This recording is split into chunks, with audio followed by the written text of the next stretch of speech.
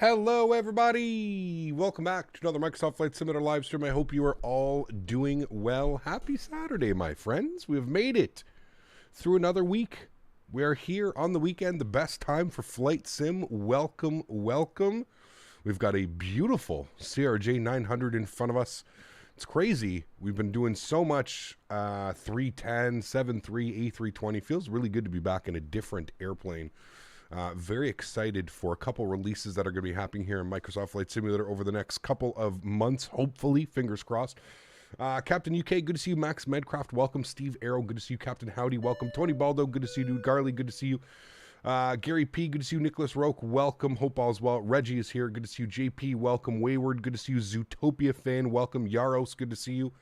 Arcane, welcome. Chris Clark, good to see you. Calvin, good to see you. Nicholas, coming back up into first class. Huge no floaties to you, Nicholas. Thank you very much for your support, my friend. I appreciate you. Welcome, Luke. Good to see you, my friend. Simmer320, welcome aboard. Scott Kelly, good to see you. Lee Russell, celebrating 24 months. This man has just earned his 2-year badge, the Golden Maple Leaf. Thank you very much for your 2 years of support, Lee. Absolutely bananas, man. Says, oh, baby, does this leaf make me, does this leaf make my bum look big? Can't believe it's been 2 years of this chilled and cool content. Lee, thanks for support, man. Appreciate you, dude. Thanks for the laugh as well for that donation. Huge no floaties to you guys. Let's get some no floaties in chat for Lee celebrating 2 years as a member. Absolutely epic, man. Thank you for your support. Nicholas, welcome back as well to first class, my friend. And we got Matthew Nadal. Welcome back as well, Matthew, for 4 months. Appreciate you, dude. Thank you, thank you. Chaz, good to see you. Trilly, 37, good to see you. Axelrod, nope, I would not like any escorts. We are on VATSIM servers. We are not on default Microsoft Flight Simulator servers. There's certain things that we need to do, so please no escorts, unless you want to get your VATSIM account banned. I'll leave that one up to you. I've surgically removed my legs to fit into the 900. Yes. Flair, what's up, my man? Good to see you, dude. Welcome back. Hope all's well. Kango, good to see you, dude. Welcome, welcome. Captain Iso Creams, welcome aboard. Hope you're doing well as well. AJ, welcome aboard, man. Happy Saturday from a blizzardy Manitoba. Eek. I hope that weather's not coming towards us. I don't know. I haven't looked. I think it is. I think on Tuesday or Wednesday I'm supposed to get a bunch of snow or something like that. So at least it's been mild. I think the weather even forecasted over the next 10 days. I think it's supposed to be really mild again. So what are we showing here? Yeah, man, real mild. +2, +3, +2, +2, +5, +4, +3, 0, 0, +2. We've had a very mild, I will say it, chat, we've had a very mild winter up here in Canada. Lots of snow, as to be predicted, but a very mild winter, I will say. Only a couple weeks of like -20, -30. Other than that, it's been pretty pleasant, to be honest with you. It's so sick of winter and no sings of spring here in Finland. Summer, could you hurry up? Thanks, Captain, for back-to-back entertaining streams. Alexi, thank you very much for support, my friend. I appreciate you, dude, coming in with the 738. Huge no floaties, my friend. Thanks so much for supporting the stream, man. Appreciate you. Why when I launch LRM, it says disconnected in Microsoft. Right? Okay, so Struxy, make sure you're running LRM as administrator, and you need FSUI PC in order for LRM to work properly. So go to the LRM website and read the FAQ, and you'll find all the information that you need. So there's a couple programs that you need to run. Like I said, you need to have FSUI PC, which you can download for free. Just put into Google FSUI PC. That needs to be running, and then run as administrator. LRM will not work unless you are running it as administrator. So right click, run as administrator, and it should work. We just had a bunch of snow. Yeah, it's, I swear, every time we get snow here, it's like we get a foot or more. It's pretty crazy, man. Yeah, pretty crazy. Clock change tonight, tomorrow, Sunday. Sunday the time, Sunday at 2 a.m. It goes from 2 a.m. to 3 a.m. So we actually lose an hour. Spring forward, fall back. Remember that always. Is this double streaming through Twitch? No. Finally caved and bought the 738 yesterday, and I only got 3 hours of sleep last night. Loving it. Nice. That sounds like you had a great night. You think this is the 900 LR? I think Air Canada owns the 900 LR. I don't think this is the LR variant. I think this is just the basic 900. I don't know what defines it as an LR, maybe an extra fuel tank or something like that, but I don't think this is sold as a long range. I think it's just a regular one. So, yeah, daylight savings already going to mess up my mind all week. It is, yeah, on Sunday, man. Yeah, pretty crazy. Oh, you do it already now? Here, it's at the end of the month. Yes, yeah, it's a little bit difference between. I think there's like 2 weeks I don't know, dude. I just hope they get rid of it altogether. I think it's so ridiculous, the daylight savings time, in my opinion. I think it's just completely useless. They used to do it to give farmers more time. Like, we were talking about this a couple weeks ago or a month ago, weren't we? That it originally started to give, like, farmers and workers, like, more time in the field, more sunlight or something like that. We don't really need that anymore, do we? So, yeah. It needs to be gone. Yeah, it's absolutely insane. Yeah. So, friends, welcome. Great day of flying today. About an hour and 15 minutes over to Chicago and about an hour on the return flight, as we will have some nice headwind. Headwind to Chicago, tailwind from Chicago. So it should be a great day of flying. I'm looking forward to it. Beautiful scenery at both ends. We've got the Fly Tampa, Toronto here, and then, of course, we're flying into Chicago O'Hare, done by the wonderful people that make GSX. I forget what the hell it's called, but anyways, it should be a great day. Exclamation point scenery in chat. Did I add Nightbot? Nightbot should be here. Yeah, Nightbot should be here. So exclamation point scenery in chat if you're curious, and then you can also click on the FSDT, thank you, yes. You can also click on the link in the description down below, whatever you would like to do. So without further ado, friends, let's jump inside the cockpit. Let's get this bad boy program ready to rock and roll. Like I said, about an hour and 15 minutes into, about 75 minutes into Chicago. So let's get this bad boy programmed. Let's get this bad boy ready to rock. We are going to see Mr. Mopar, dude. Yes, there he is, Mr. Mopar. Good to see you, my friend. We're off to see Mopar today, so it should be a great day of flying. Cool. First things first, let's go to our overhead. Actually, I lied to you. First things first, let's come down here. Let's connect the ground power, shall we? And then we can kind of get the aircraft ready to go. That usually helps. Let's go to the overhead. Battery master switch comes on. You'll hear the airplane come to life. We'll go ahead and get the external power connected. Beautiful. That'll bring the aircraft even more to life. Wonderful. Let's work on some things up here. We're going to leave the boost pumps off for now. Everything looks good down here. We'll get our nav and we'll get our logo lights on. We'll leave our hydraulics off. EPU, we can open up the door so that it's ready to go when we're ready. Everything looks good there. We'll get the window heat over to the low position. Packs can stay off. We'll get the recirc fans on. That's good. Everything's good there. We'll get overhead brightness up on that guy. Good. We'll get no smoking to the on position. We'll arm our emergency exits. And for the overhead, that's pretty much it. Very simple overhead layout here on the CRJ. If you're looking to get yourself into a jet, I can't stress this enough. If you're looking to get yourself into a jet and you don't want to kind of go all crazy because you're used to flying like general aviation or something like that, I can definitely suggest flying the CRJ. It is essentially a 90-seater general aviation jet. It is very hands-on. If you're used to flying like the Challenger or something like that, this would be an absolute walk in the park. So keep that in mind, guys, when you're watching, or if you haven't picked up this airplane yet. It is great for those short little regional type flights, and it's really fun once you learn it. It's pretty awesome. Cool. All of that looks good. Let's come down here. We'll go to the first things first. Actually, let me go ahead and just. Oh shit! I didn't mean to hit that button. It's okay. It turns on in a second. Let me just go over here and turn the brightness down a little bit. I find it a little bit bright. I like to put it about halfway. Cool. Let's go to our performance tab. We're going to flip this over to 0 fuel weights. Wonderful. According to the wonderful SimBrief, let's throw in some numbers now. SimBrief says we need a 0 fuel weight of 31,353. So we'll go ahead and delete these. No, delete you. Thank you. 31,353. And we'll go ahead and enter that. Good. We'll enter it twice just to make sure our center of gravity gets centered. Beautiful. Fuel for this leg, 5133. Plug that in here. 5133. Beautiful. We'll enter that. Great. Let's go ahead and set payload in simulator. Again, we'll hit that twice. That just gives us the best center of gravity. So we've got that. That's all set there. I'm happy with that. Beautiful. Let's come down here to the FMC. We're going to go to pause in it. We're sitting down on the ground here at YYZ. We'll throw that into our airport. We're going to set our position. Actually, sorry. Let's go ahead and get the adheres to the nav position, left and right side. They're down here. Very weird. One of the only airplanes I know of that has your adheres down here on the center pedestal. We can get you to the on position. That's good. All right, we'll come back down here. Now we'll set our FMS position. So we're going to grab FMS position, not airport position. I see a lot of people grab the airport. You don't want to do that. You want to grab your FMS position, as that's a little bit more accurate. If you actually look at the numbers, it's a little bit more accurate because this is your actual location on the airport. So go ahead and grab that. We'll throw that into our set position. Good. We'll go to our flight plan. We'll throw in some numbers here and some ICAOs. So we're departing Toronto. we're going over to Chicago, into the big boy, into Chicago. Beautiful. Our alternate airport today is DTW, Detroit. KDTW. For whatever reason, we cannot land in Chicago. That's good. Our flight number today is a real-world call sign. We are JAZ-903. This is operated in the CRJ-900, so we are perfect in our real-world routing today. We'll go ahead and execute that. Beautiful. Cool. So as you can see here, a total of 378 miles over to Chicago. It's actually pretty close, to be honest with you. Toronto, Chicago, it's pretty damn close. So cool. We can leave that like that for now. We go to our performance page. We can go ahead and throw in some numbers.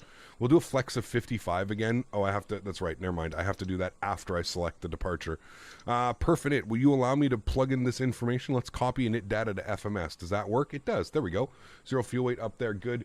We're going up to flight level 360, 36,000 feet today. So we'll throw that up into there. We'll execute that. Beautiful. VNAV setup, it's pretty much going to be the same. I mean, 290, Mach 0.74 on the climb, transition 18,000. Speed limit 250 under 10,000. We all know that. That's nothing new to us.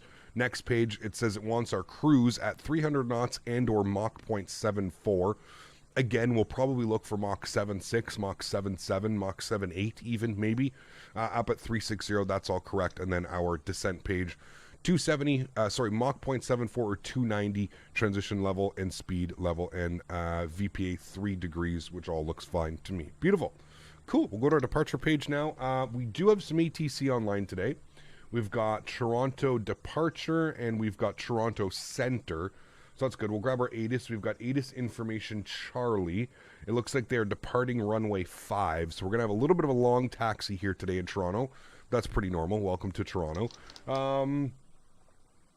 Cool. Let's tune to that frequency then. We're going to go over to departure, which is on 28.8. We'll grab all of our information here. 28.8. Good. We'll throw that into our radio panel. 28.8, what does he call himself? Toronto departure. Okay, cool. And we'll go ahead and grab that. The airport looks great. Ah, man, Fly Tampa, Toronto. It is absolutely fantastic. Yeah, it is a great scenery. All right, we'll call him up. Toronto departure, very good afternoon. Jazz 903 with information. Charlie, IFR to Chicago O'Hare, please. Jazz 903 Toronto departure. Good afternoon to you as well. You're cleared to Chicago O'Hare Airport by the GoPup 4 departure Hockey transition flight plan route. Depart runways are 5 squawk 2262. Cleared into Chicago O'Hare via the GoPup 4 Hockey, departing on runway 5 squawk 2262. Jazz 903. Jazz 903, read is correct. Push and start at your discretion. Calling for taxi. Let's generate a taxi. Thanks, Jazz 903. All right, cool, sweet, and just like that, chat. Very simple and very easy. We've got our departure clearance into Chicago. We know that we're going to be on the GoPup departure. There it is right there. GoPup 4 with the Hockey transition out of runway 5. We'll go ahead and execute that. Perfect. Looking good. I thought the gate will give FMS more accurate locations. I thought the gate, what do you mean, Al? You could maybe, some airplanes don't actually take the gate number, but you can throw that in. So, yeah. Wish Air Canada would use their E175s for this route. I'm taking this route next week, but they switched these to the 900s. Yes. The 900s aren't bad, to be fair. Maxwell, a lot of the 900s that Air Canada has are new, so you'll most likely be on a new airplane, and if it's not new, they'll probably be retrofitted with a new cabin.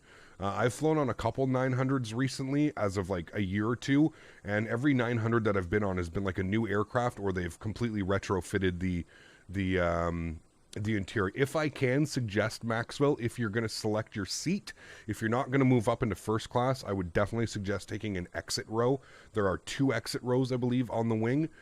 Select one of those ones, or go for the back of the airplane. A little bit more room towards the back of the airplane, like the last row I think has a little bit room, but yeah. How do you turn TCAS on the RJ? Eric, it's right here. It's this little panel right here. So you have to make sure that this is on to the on position, and then flipping this would be, see how it says standby? This is your ETC select. So if you select 1, you should get your squawk code popping up in there. Watch how this number turns green, and then it turns to white, as in standby, when you're not using it. So it's this one right here, but you have to make sure that your COM 1 is on as well. So yeah, it's just this little button, and then you would select your, so he gave us 2262. So we can plug in 22, and then we can scroll this up all the way to 62, and that's my squawk, 2262. And then when I'm ready to push back, I just flip that over. Make sure it says ETC1 and the numbers are in green. Otherwise, it's in white, and we'll say standby. So, yeah. Hopefully that can help. Okay, cool. That looks good. We'll go to our flight plan page. We'll go to next page. Good. From hockey, we're going to go direct to FNT, which I believe is Flint. FNT, somebody can confirm that or deny that. I believe that's Flint, Michigan. FNT, good. We'll enter that in, and then we're going to jump on the Windy 2 arrival. Let's go to our arrivals over here. Arrivals, good. Windy 2, where are you? The Windy 2 arrival, good, with the Flint transition. And here's where it becomes a little bit spicy. Let's go ahead and Matar KORD. Let's see what the winds are doing here. Doesn't the CRJ planes usually park at the back of Terminal 1, like near the road area where the car departures? It depends, Vine. No, this flight, if I actually bring this over here, you can see we are at the exact gate that they were at. So they were at 164B, and if I show you here, if we jump outside and we have a quick little look-see here, we are also at gate 164B. It says right here, 164B. So we are literally at the exact same gate that this plane departed out of. I usually do my best to try and match up the numbers with SimBrief, with flight radar, so that we end up departing exactly where the real planes depart. So the beauty of flight radar will most of the time show you exactly where they originated from and where they when they land, where you park as well. So if I bump this over here and I show you, if we zoom out and then we go all the way over here to Chicago, and if we zoom in, it should show you exactly where they parked as well. And you can see here that it looks like they parked at Echo 3. I guess that's Echo 3. I'm not quite sure, but yeah, it looks like they parked up at Echo 3 besides some Deltas and some more United RJs. I think that's Delta 3 or Echo 3. Looks like it's Echo 3. Yeah, that's Echo 2, Echo 3. That's Echo 4, something like that. But yeah, that's the cool thing about flight radar, is it shows you exactly kind of where they go and what they do. Okay,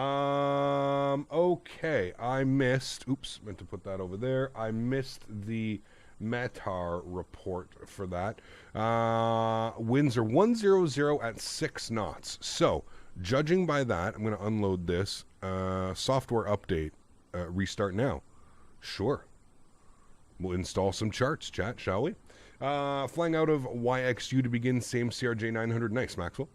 Okay, there we go. Let's go ahead and unload that. We'll go ahead and import our flight plan from SimBrief. We'll grab that guy. Beautiful. If we come over to Chicago, we go here. So it looks like they arrived on... Which runway did they arrive on? They arrived on 9... Ooh, okay. Yeah, they arrived on 9 left. They sent them all the way out here to 9 left. If I was a betting man, no, it's this runway that's not there anymore. The 4 left and 2 right? That runway's not here anymore, I think, or is that runway there? Was there another runway here? I don't know. I can't remember. Let's plan for 9 center, as I feel like that's a little bit more of an appropriate taxi into the terminal. Let's plan for 9 center for the arrival. I have no clue if we have any ETC down in Chicago, but we'll plan for 9 center, as I feel like that's probably a little bit more appropriate than all the way out there to the left side. So let's jump back inside the airplane. We'll come down here to the FMC. We're going to go to the ILS 9 center. And if we open up our charts, we can have a quick little look-see. We'll go chord, we'll go approach ILS 9 center. We'll pin that chart there. We'll scroll all the way through. We'll grab that, and then we can see it's from Nordal. We don't want it from Gibbons. Gibbons is actually all the way out there, so no, we won't take from Gibbons. We'll just take from Vectors, so that's fine. We'll go ahead and execute that. Good. If we go to our legs page now, I'm going to clear out those discontinuities. Always go through your flight plan when you're flying the RJ. A lot of discontinuities, so always go through your flight plan and make sure that you've removed all your discontinuities. So let's have a look-see here. It's going to be Ernie, Poppy, Tubes, Vulcan, Kirk. If we open up our charts, we'll go to here. So I've got Ernie, Tubes, Vulcan, Kirk, and then it should be to Bamb. Next page, Bammed. Good. Pardon me. And then from BAMD, it should be radar vectors to Meath is where it takes us to. Where is Meath? Meath is a little bit there. We're actually going to bring that in. So we're going to go FF Ran and Mule and Sickler. So it should be, so from BAMD, we'll put, I guess, what should we look for? We could fly properly and put Nordal, and then from Nordal we'll go down. So let's do that, actually. So we'll go Nordal and then Koos. So Nordal. We'll throw that into there. And then it's going to be Koos. How do they spell that? K-O-O-S-S. K-O-O-S-S. Koos from Nordal. Okay. And then from Nordal, it's going to be Sickler.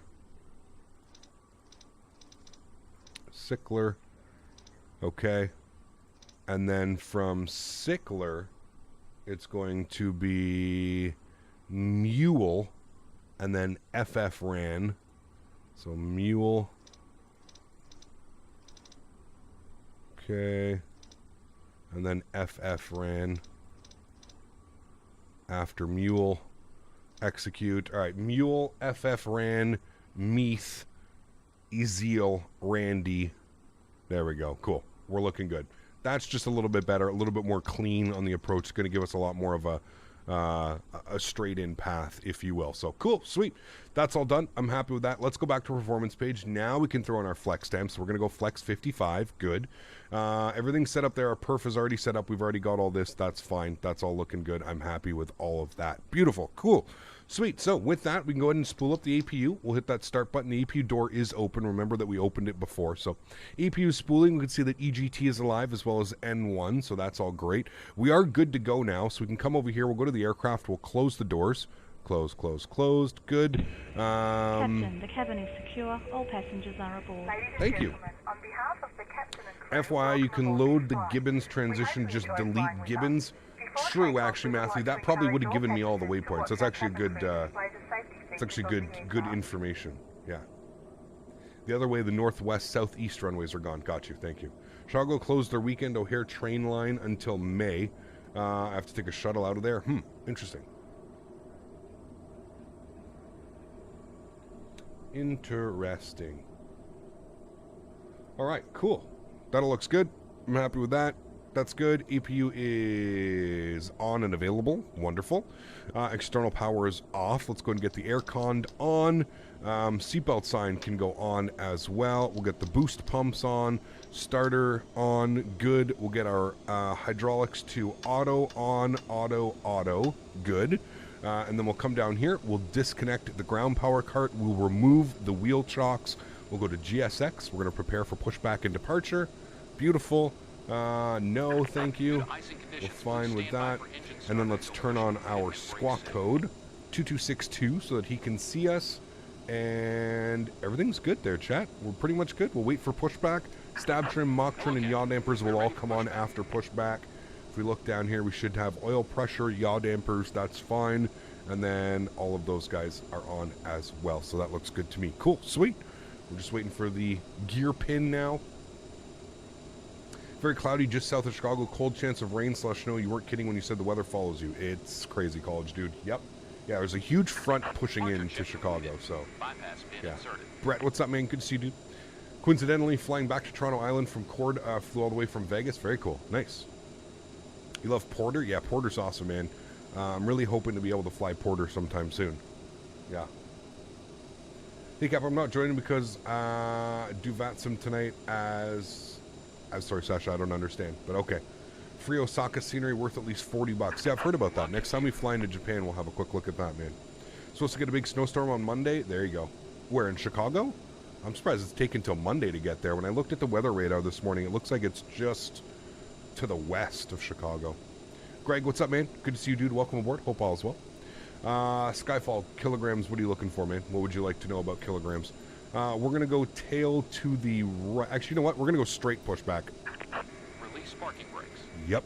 Park brakes are released. Commencing push. Beautiful. Due to icing conditions, please stand Stand by for engine start until push completed and brakes set. Cool. 3005 on the altimeter is set. Wonderful. Let's come down here. We'll just work on a couple other things. Initial climb is 5,000 feet, so we'll plug that in so we don't blast through that. We'll go upstairs here. We'll get our engine ignition system, engine number 2, to the start position. If we come down here, we should see N2 percentage rising. Beautiful. Again, we're looking for about 21%. Mass is going to get it. Got you. Okay. How is performance on this scenery? Pretty good if you've got a good computer. It's actually really good if you got a good computer. It also depends what airplane you're flying, right? So in this airplane and in the PMDG 7.3, I get great performance. I don't get the greatest performance when flying the Phoenix, but I just think that's the way the Phoenix is optimized. So, yeah. Am I going to get de-iced? No, there's no need for de-icing. No contamination on the wings today, and it's not snowing or anything, so we should be fine. Yeah. Bryce, what's up, my man? Good to see you, dude. Welcome back. Hope all is well. It was crazy busy at Riyadh Airport in Paris today. At least 100 aircraft each. Damn, that is busy. That is busy. I'm glad we pushed straight back. This is definitely the way to go out of these gates. Ladies and gentlemen, please pay attention as we display the safety features and procedures of the aircraft in case of an emergency. During an emergency, please remain in your seats with your seatbelts fastened and your Right, engine number 2 is stabilized. Let's go upstairs. Engine number 1. Hey, I'm sorry I'm a bit late. Finished watching football. No worries, Double H. Welcome aboard, man.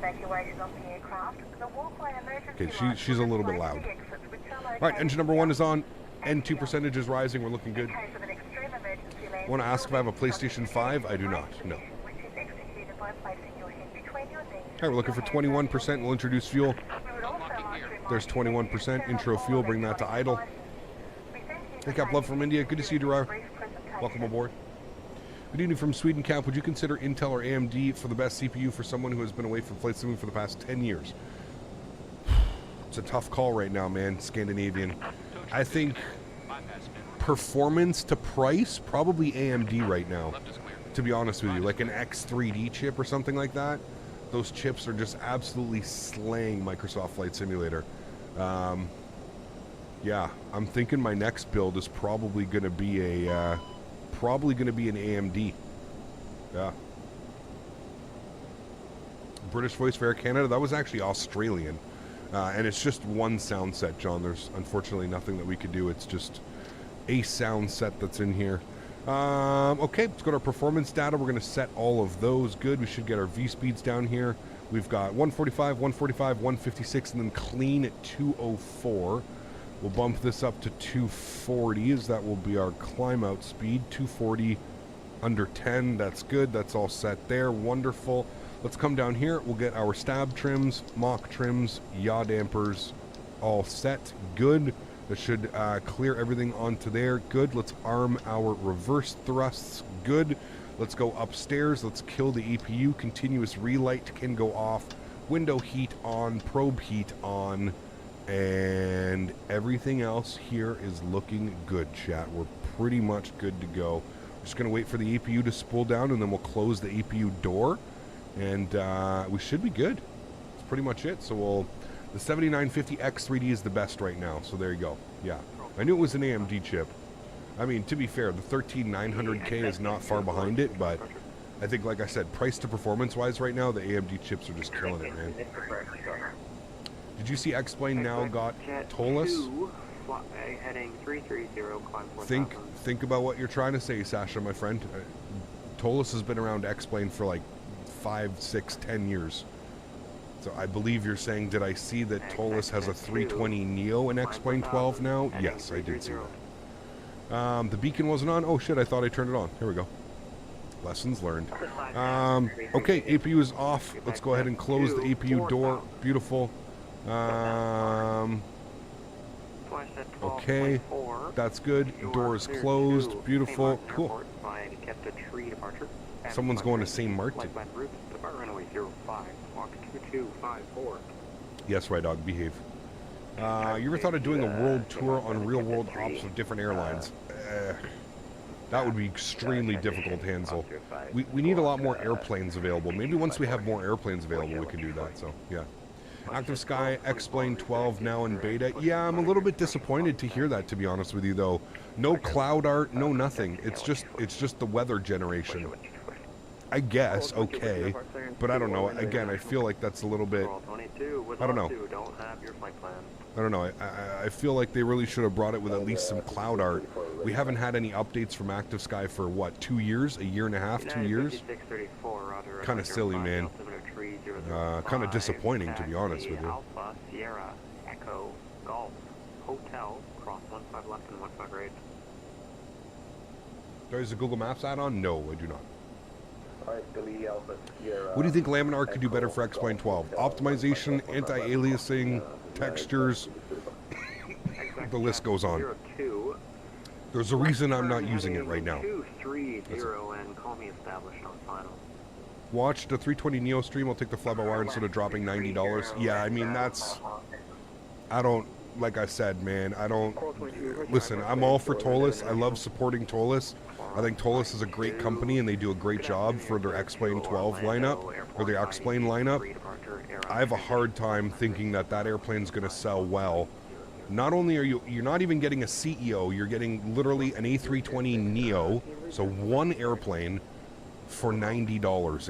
That's steep, man. That is a steep price tag to pay, considering you can go and buy Microsoft Flight Simulator for $60, get an entire simulator, fly all around the world, and download the fly-by-wire A320 Neo mod for free. I don't know, man. I don't know, dude. I don't know exactly who... I don't know. I know some people will support it just because some people want to support Tolis, and that's perfectly fine.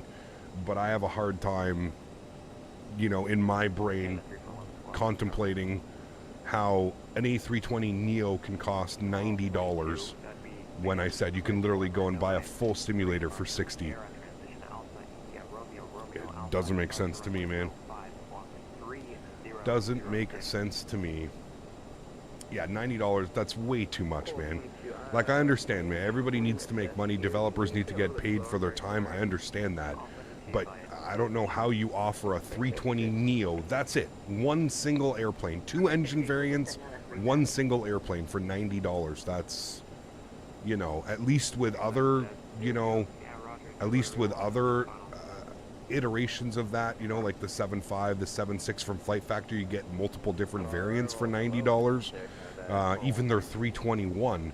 Their 321, the way that the 321 was priced was you get the base 321 for like $69, and then you can add the 321 Neo, which in return gives you like 5 engine variants, 2 different aircraft types for like $90. That makes way more sense. That's just, yeah, it's a little bit crazy. Toronto departure, Jazz 903, ready, taxi, runway 5. Jazz 903, roger, runway 05, the altimeter 3005, taxi, Delta, Echo, Golf, Hotel, cross runway 33 right and 15 right. Righty, taxi runway 5 via Delta, Echo, Golf, Hotel, cross 33 right, cross 15 right, Jazz 903. Alright, cool. Looking good. 419, I have that's set. Good. Cool. Let's go. Arrival, so I'll give you a choice. You can monitor you can call where you can stay on that frequency, but call me and park brake is released. Alright. I think in the state of X-Plane right now, the prices will stay high, at least when the new planes, or maybe because the higher, because honestly I believe X-Plane is losing many users. I mean, I totally get that. I totally get that, Vine. I understand that, but that still doesn't justify, you know, as a flight sim enthusiast, as somebody who, it doesn't justify prices. I understand that there's less people using Microsoft, or that there are less people using X-Plane. I totally understand that. I still... to me, that still doesn't justify charging that type of money. You know what I mean? I just don't, like I said, with everything that's going on in the market, like, sure, okay, let's pretend there was no other A320 Neo. They were the first person to introduce an A320 Neo. Maybe cool, I understand that price point. We've got the JAR design A320 Neo, albeit it is JAR design. It's definitely not as good as the Tolis airplanes.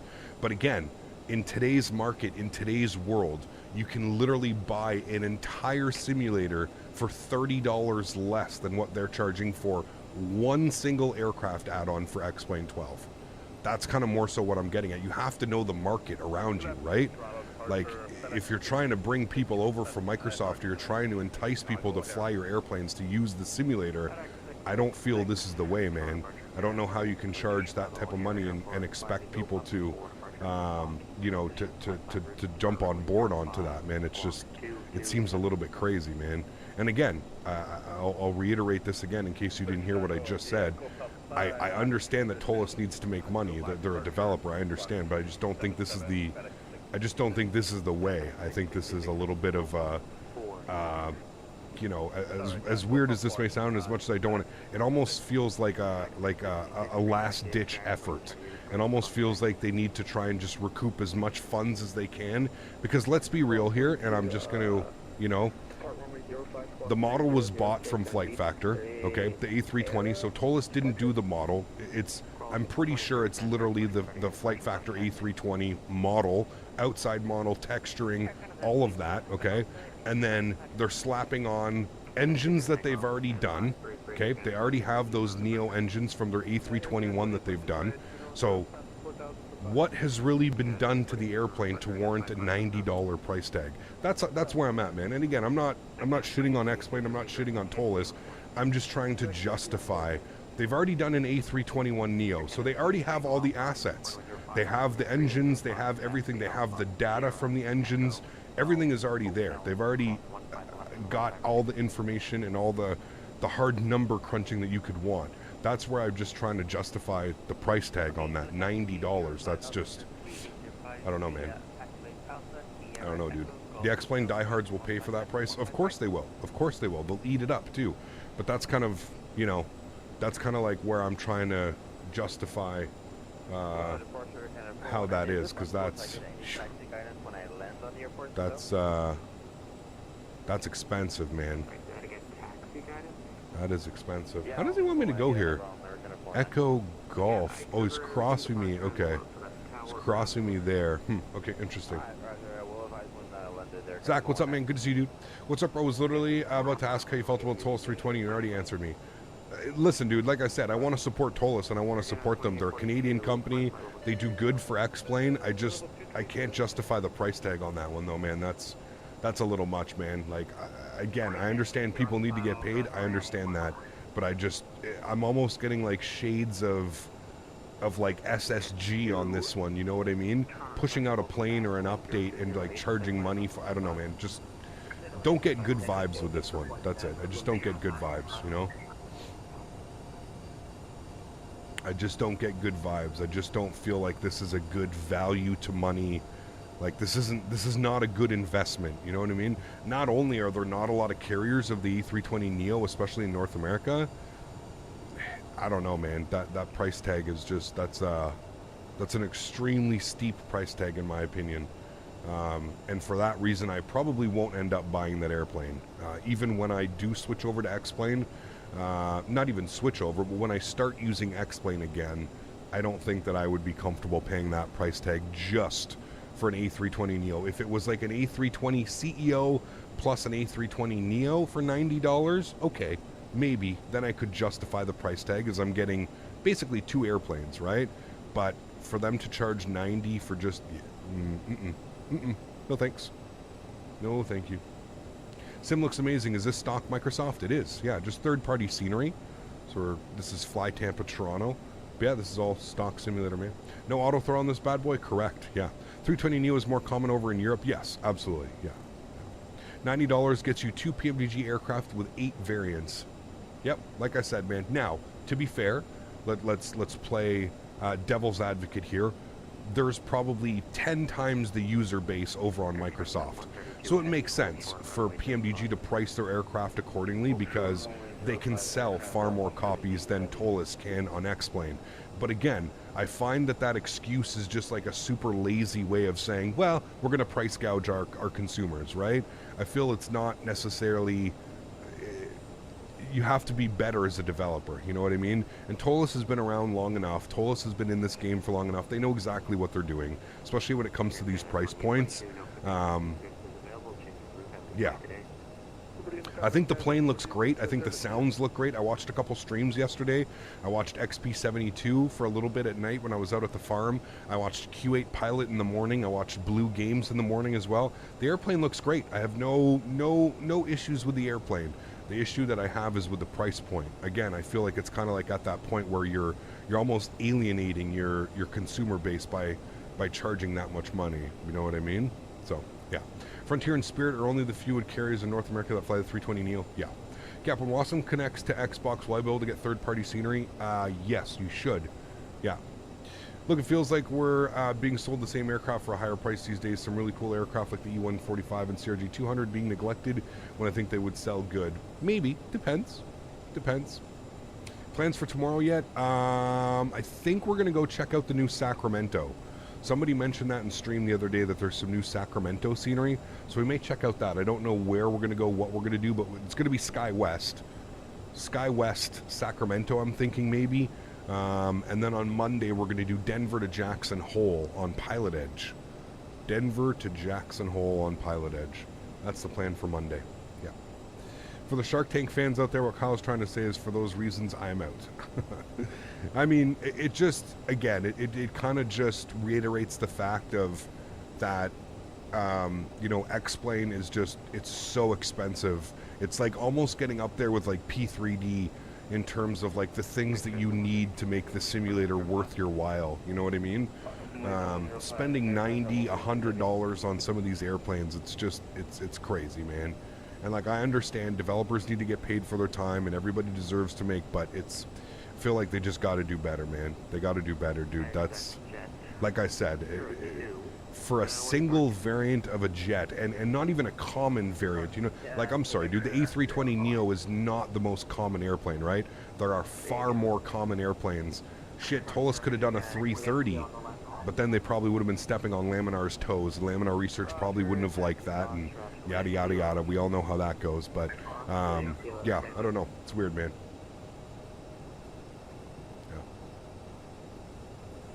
The airplane is solid, but what I'm missing out on is if I get $90, then Tolis when it's free and a better looking sim. Well, that's exactly it, Ninja. That's exactly what I was trying to say, man. As I said, it's real hard to justify. Like, if somebody's getting into the hobby, right? Let's say you're brand new to flight sim, and you come to me or you come to anybody in the community and you say, I really want to fly an A320neo. What is my best option? Do I buy X-Plane 12?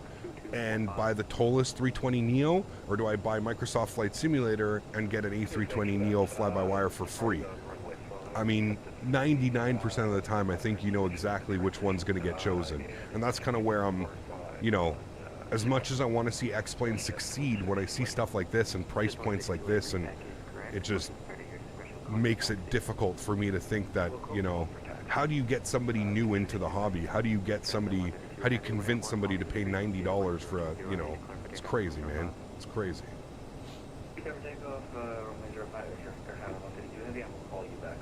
It's a, I guess it's a fine line, man. It's a fine line. But hey, you know what, chat? We're not the developers. We're just the content creators. We're just here to have a discussion about it. I mean, I guess we're having a good discussion about it right now. But yeah, I just gave you my point of view. I hope it makes sense. If it doesn't make sense, hey, you know what? That's just my opinion. You don't... You do not have to agree with me. That's the beauties about opinion, right, chat? You can have an opinion. I can have an opinion. We can all have opinions. I'm more so looking at it just from the perspective of like a flight sim. Like, how do we keep flight sim manageable for everybody to go through, you know? So, you can even get Microsoft Flight Simulator and the Phoenix for less. Yes. And I think we can all agree that that is 100% the better value. Again, not taking anything away from Tolis, but in my opinion, when I look at like what Phoenix and PMDG have done, and I look at like what the X-Plane side of things looks like, it's kind of, you know, it's like amateur hour, right? So, yeah, everyone has one just like we have something else. Exactly, you got it, man. What is the cruise level today? We're going up to 36,000 feet. Flight level 360. Go pop departure. What does it want us to do here? 047 on the heading, chat. 047. Let's plug that in. We've got 047 in there. Beautiful, looking good. Luke, thanks so much for support, man. Appreciate you, dude. Says, I would choose Microsoft Flight Simulator. You're not alone, Luke. You are not alone, man. And that's kind of where I'm getting. It's like, do you want X-Plane to grow? This is where, like, I kind of question the developers. It's, you know, do you want the hobby of X-Plane to grow? Do you want more people involved? Because when you start pricing single airplanes at $90+, I feel it's very difficult for new people to get interested in the hobby. You know what I mean? How many times have I mentioned, I would have loved, back in the day, I would have loved to have got involved in P3D and been flying PMDG and FS Labs and TFDI and all these airplanes. It would have been great, but the reality of it is even today, if you want to jump in P3D, you're going to need, you know, Orbex Global. You're going to change everything. It's $2,000 plus, $2,500, $2,000 to get the simulator up to a standard of where, you know, most of us would appreciate it. That's crazy, dude. Who the hell is going to want to invest $2,000, $2,500 in a simulator platform that, you know, isn't necessarily the best anymore? It's crazy, man. It's almost like they shoot themselves in the foot. You know what I mean? Well, Southwest taxi ops in the Jazz. We're actually not going that fast. Oh, we were. We're kind of going downhill. We were going 27 knots. We're fine. An issue for me is X-Plane. Is Microsoft 2020 is my first real go-to flight simulator. What reason do I know to spend money on X-Plane at this point? Well, that's exactly it. That's exactly it. It's almost like X-Plane is just holding on to the few people that refuse to leave X-Plane. They're kind of just, you know, focusing on that where they should be focusing on trying to grow, you know. Line up runway 05 Jazz 903. Wait, that might not have been for me. Also, love X-Plane, but imagine adding X-Plane to Microsoft Flight Simulator to generate. Yeah. But I believe that was not for you. Sorry, yeah, I think you called it Air Canada. No worries. Luke, thank you very much, man, for the 9 months, and we've got Pilot Unknown for 4 months as well. Thank you very much, man. So what do you think you need to improve in Microsoft Flight Simulator? Personally, think airport environment, night lighting needs to be improvement. I think X-Plane shines there. I think night lighting is perfectly fine. I actually like the night lighting in Microsoft Flight Sim. I actually find it to be far better than it is in X-Plane. Again, everybody's going to have their own opinion, man. I'm not saying you're wrong by any means. Just as somebody who's got thousands of hours in both sims, I actually prefer flying at night in Microsoft. The moon cycle, you have a moon cycle, you have star cycles. I much prefer the environment in Microsoft Flight Sim. I think where Microsoft really needs to kind of shine is I think it's actually on the third-party developers when it comes to Microsoft. I think third-party developers need to kind of tweak flight models a little bit more. I sometimes feel that the airplanes don't really fly the way that you would expect it in the real world. So, but airport environment is definitely, you know, I could definitely agree with you on the airport environment thing. But yeah, night lighting, I actually prefer Microsoft. I think it's a lot better. There are, listen, dude, there's issues with both sims, and both sims could you know, work on some things. But I'm not saying anybody's wrong for enjoying any other sim. That you fly whatever is right for you, man. Nobody knows what is right for you and what you're looking for in your flight sim, you know. So. Cap, set the wing views on the 7.3. Do you cross the cockpit door that way, or should it be another typical way? Santiago, I just changed the camera file. If you Google or YouTube custom wing views Microsoft Flight Sim, there's a quick little tutorial shows you exactly what you need. Yeah. Microsoft definitely needs to work on the default airports. Oh yeah, 100%. Yeah, default airports are absolutely atrocious. They look like apartment buildings. Yeah. But that being said, Asobo and Microsoft have said that they're doing something very similar. If you know the X-Plane, if you've been in X-Plane for years, you know that they have what's called the X-Plane Gateway. And what it is X-Plane gave all the assets available for free. You can go and you can download all the assets to create scenery. And they have a scenery gateway, and basically what it is you can go and you can create airports using default X-Plane models and libraries and stuff. Up in Wait 05 Jazz 903. So that is that's coming to Microsoft as well. So Microsoft is releasing all the assets to create sceneries, and that's good news for Microsoft users, is hopefully we'll get community renditions of a lot of these airports, and they'll be far better than what Asobo is putting forward. I can agree with that one. They are atrocious. And that is definitely one thing that X-Plane 12 does far better, is default scenery. I will say that the default scenery in X-Plane is, they've definitely taken it a step forward. Unfortunately, that's not enough for me to want to use X-Plane. There's still some major issues when it comes to X-Plane 12 as far as performance, anti-aliasing. The entire look of the simulator just looks off to me. Again, that's just my opinion. I definitely will be using X-Plane again. I don't know when, but I definitely will be using X-Plane again. I just need to see some of those things improve before I go back and truly dive back into X-Plane, you know? When airborne, contact you. Cleared for takeoff or runway 5, Jazz 903. All right, chat, let's do it. Sounds are going up. Enjoy the departure. Good chat, guys. I think we kept that pretty civilized. I think there was a lot of good points from both sides, so that was a good chat. It was a long taxi, like a 15-minute taxi. Cool. Throttle's going up to 40%. Beautiful. Chrono on. Let's get it, chat, shall we? Throttles to Toga. Let's go. Takeoff power set. Airspeed is coming alive. There she goes.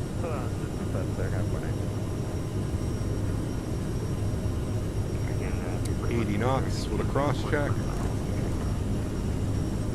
10 feet, climb flight level 230, air canister full up.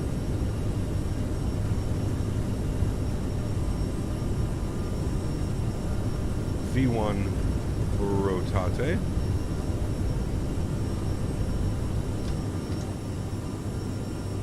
Positive rate, gears going up. Oh, I forgot to hit my toga button. There we go.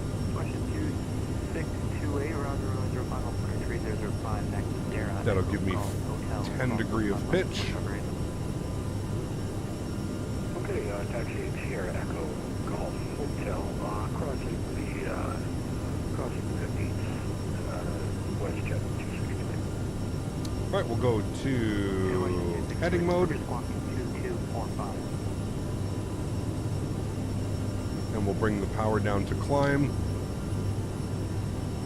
And we'll go flaps clean. I am squawking 245. I'm going to switch channels for a moment, please. No problem. Departure Jazz 903, 2,500. Jazz 903 on departure, identified close 7,000. 7,000, Jazz 903. United 5634, no 13 services available, change our route after flight day. 7,000 is in. Let's go speed.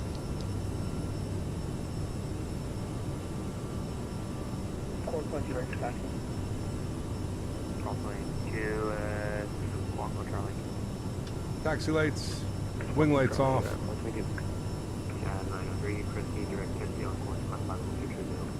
Peteni on course, climb, can I get that flight level again, Jazz 903? Jazz 903, climb flight level 230. 230, thanks, Jazz 903. Right, autopilot's on, bring you guys back up into the flight deck. Beautiful. Let's go down to the FMC. We're going to go direct to Kedzie. Kedzie. Okay, no problem. Not allowed. Interesting. Okay. Let's go to nav track. Where's nav track going to take me? Okay, good. Can you go to this guy? Okay, we'll execute that. Good. Nav track should start the left turn. Beautiful. And we need 230 plugged in.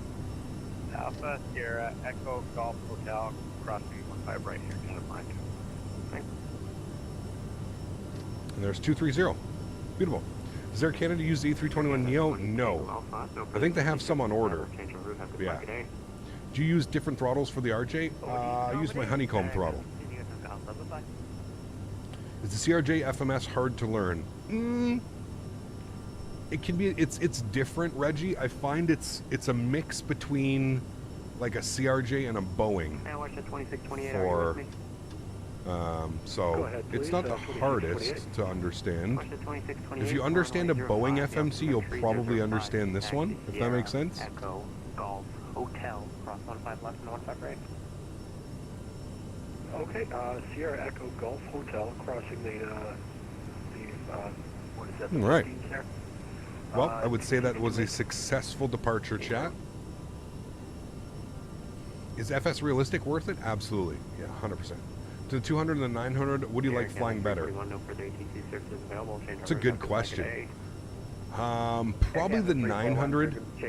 Thank you. Just because it feels a little bit heavier. It's got a little bit more weight to it. Karl 22, Squawk Mo Charlie, I don't see you. Yeah. All right, there's 10,000 feet. Beautiful. We'll bump our speed up to 290. Nose will come down. There's 290. Landing lights will come off. As you can see, it's still a little bit bumpy up here because of these clouds. So we're going to keep the seatbelt sign on for now. Air Canada 419, welcome to Toronto. Exit Charlie. The 200 is more sporty. Oh, it definitely is. Yeah. Yeah, FS Realistic is worth every penny, man. That's probably one of my most... what's the word that I'm looking for? No, like must-have add-ons. Yeah, 100%. It's probably my most must-have add-on. It's definitely the top 3 for sure. What do you use for throttle, flap, and speed brake for the Boeing variants? It depends. I use a mix of my Thrustmaster Boeing throttle or my Honeycomb Bravo throttle. I use a mix. Yeah. What's your opinions on the Embraer? Like overall as a jet, the Embraer, or the Embraer that's available for Microsoft Flight Simulator? Are you doing Denver to Jackson Hole? That's on Monday. I think tomorrow we're going to go look at the new Sacramento that was released. Yeah. There you go, Coral 22, runway 05. Hardest FMF I learned was the UNS-1 and the Dash 8, 100%. That shit is actually, I don't know, Ninja. Have you ever learned the Embraer, the Tektron, whatever the Embraer FMC is? Bro, that thing is ass backwards, man. Yeah. Only SkyWest ops from Sacramento from LAX, and I guess you know what we're doing. LAX to Sacramento. That's a great flight, actually. How long is that flight? It's got to be, what, like an hour? Not even? About an hour? Let's do that tomorrow. LAX to Sacramento, back to LAX. I'm about it. I like that. That actually sounds like a sick route. Flight plan route and depart runway 05. Actually, correction there. Your file altitude is incorrect for the direction of flight. Would you like flight level 3403? Don't know if you see my message, but you know off the top of your mind if the Microsoft Flight Simulator user autogen will be free? What do you mean, Captain Stan? Free? Like ortho and stuff down there? Is the ortho free? Yes, if that's what you're asking. Ladies and gentlemen, we're serving sandwiches. Hey, still bumpy as hell, man. I guess we'll turn the seatbelts to auto. Looks bumpy when you fly over Lake Michigan. It looks like you're flying over an ocean. Yeah. What plane are we flying today? This is the CRJ-900. Or the Unicom. Thanks for ATC, man. Have a great weekend. You too. Bye-bye. Cool. Over to Unicom, friends. We are free.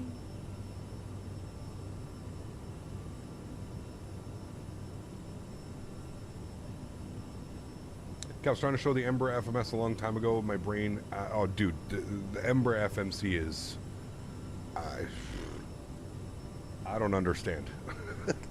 I don't understand, man. What do you use for the camera views? I use my number pad. So when the simulator first released, one of the first things that I did is I went and I unbinded all the camera controls and I went through meticulously and set up all my keybinds. So instead of like holding Control Alt 1 through 0, everything is done on my keypad now. Yeah. The Embraer FMC is fun. Listen, Yeti, I've come to the conclusion that you're the only person that thinks the Embraer FMC is fun. 99% of us think that that thing is absolutely ridiculous. Yeah. It is not good. Not good. Sorry, man. You're the 1% on this one. And not the good 1%. got the PMGG 737-800 taking long to learn. Only got to the pushback. Hey, man, take your time, dude. Take your time. Is the 330 good on Microsoft Flight Sim? We don't have one yet. We're waiting. Did you see the Tolos A321neo released? It did not release yet. It releases on March 20th, but I did see the content creators flying it around yesterday. Yes, we just actually had a huge chat about that. It looks like a good airplane. It looks like it can be a plane worth value, but in my opinion, it looks like it's the price tag is far too much. Far too much of a price tag for what you're getting. You're getting a single variant of an A320, an A320 Neo for $90, when you can essentially get an A320 Neo for free in another simulator. I just find it's I can't add that one together. It just doesn't make sense to me. Really wish Air Canada had done an update livery on their previous Mint one. This newer one doesn't have the same amount of character to it. Really? I love this one, dude. I think this is one of the classiest liveries in the sky, man. Why have you decided to do 2 CRJ streams in a row? Why? Because we haven't flown the CRJ in like 6+ months. I usually like to spend a week flying an airplane. I'm not really a one and done type of guy. I find when I do one and done, the streams are just kind of messy, man. All these airplanes fly completely differently. It usually takes me like a stream or two to get back into the routine of flying one of these airplanes. The Boeing flies completely different than Airbus. Airbus flies completely different from Boeing and the CRJ, and vice versa. So I actually like to spend time on these jets so that I feel like I'm actually learning and flying them properly. I do this as a full-time gig, so I stream every week, so I've got endless amount of time to learn jets and figure jets out, and so yeah. What aircraft is closest to releasing on Microsoft Flight Simulator that is most usable? I would say probably we've got a couple, man. Off the top of my head, that's releasing soon, the Aerosoft 330. We've also got any builds with their A300 coming soon. We've also got PMGG with their 777. We've got TFDI with their MD-11. We've got Synaptic Simulation with their A220. Dude, the list goes on and on and on, man. Sorry, Kev, I asked before, but any update on the ATR? I thought it would be out by now. It's coming out on April. Thomas, April. Yeah. What plane are we going to fly tomorrow?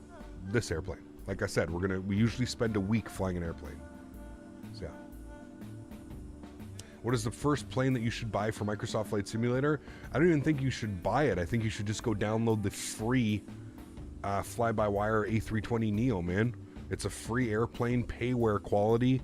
I mean, the EFB alone brings any of the X-Plane aircrafts to shame. The EFB alone on the freeware A320neo is surreal. It's fantastic. It's probably the second most intuitive FMC EFB that I've ever seen in my life. The Phoenix 100% gets the best. The Phoenix 100% gets the best EFB I've ever used. But I would say followed shortly closely by the fly-by-wire. Mr. Mopar Dude, 10 members to the channel. Ladies and gentlemen, can we get some huge snow floaties to Mr. Mopar Dude and some always gifting? Let's get some always gifting up in there too. Huge snow floaties to you, man. Thank you very much, Mopar. I appreciate you, dude. That is unbelievably kind. Thank you, my friend. Guys, let's get some love and chat for Mopar Dude. Thank you, buddy. Appreciate you, man. Extremely kind, Mopar.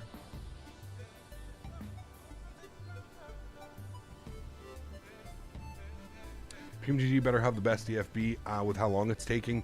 It's going to be good. If you're curious, you can always go and look at what their EFB looks like on their P3D lineup of jets, and the EFB looks really good. It's very intuitive.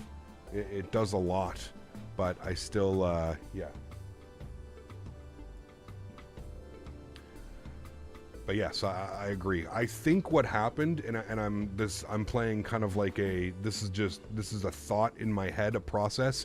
PMDG had their EFB ready to go, and then I think Phoenix released their airplane with the EFB, and then Fly-by-Wire completely redid their EFB, and I honestly think that made PMDG pull back their release of their EFB because they realized just how good the Phoenix and the Fly-by-Wire EFBs are. I truly believe that's what happened, because 6 months ago they were ready to release the EFB, or it was around the corner, you know what I mean?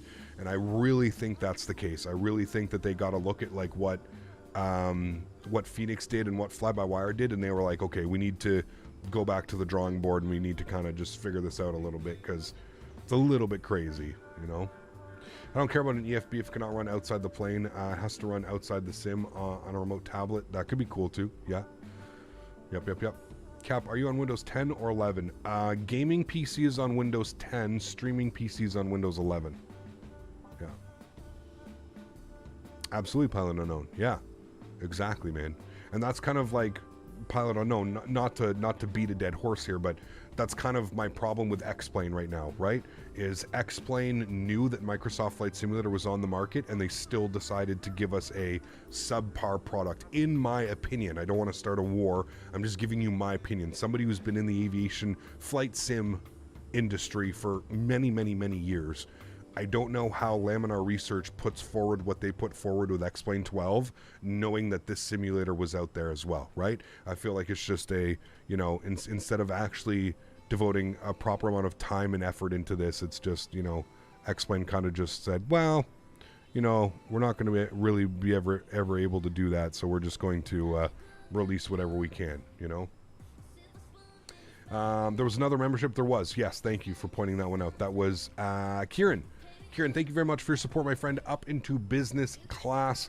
I appreciate you guys. Let's get some no floaties in chat for Kieran. Jumping up to that as well. Thank you very much, Kieran. I appreciate you, my friend. Thank you. So 3:30 next week.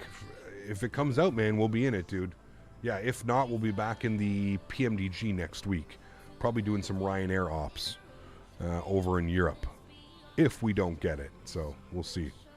We'll see how she goes. Actually, I'm going to remove you, airport. I'm going to turn that on. There we go. Cool. Sweet.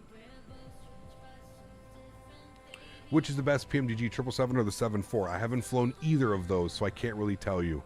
I really don't know. Yeah. No problem, man. Happy to support. Great streamer and pilot captain. Thank you, man. I appreciate you. Thank you.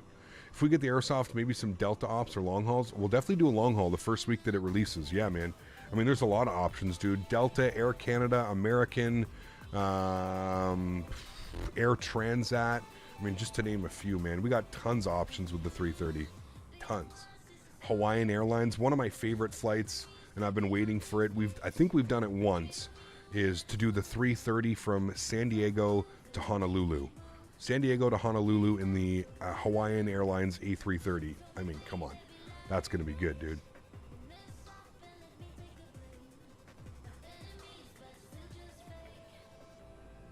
American doesn't have 330s? Oh, really? I thought they did. Well, there we go. Yeah, no, we're getting the 300 variant, but it's okay. We'll just have to pretend.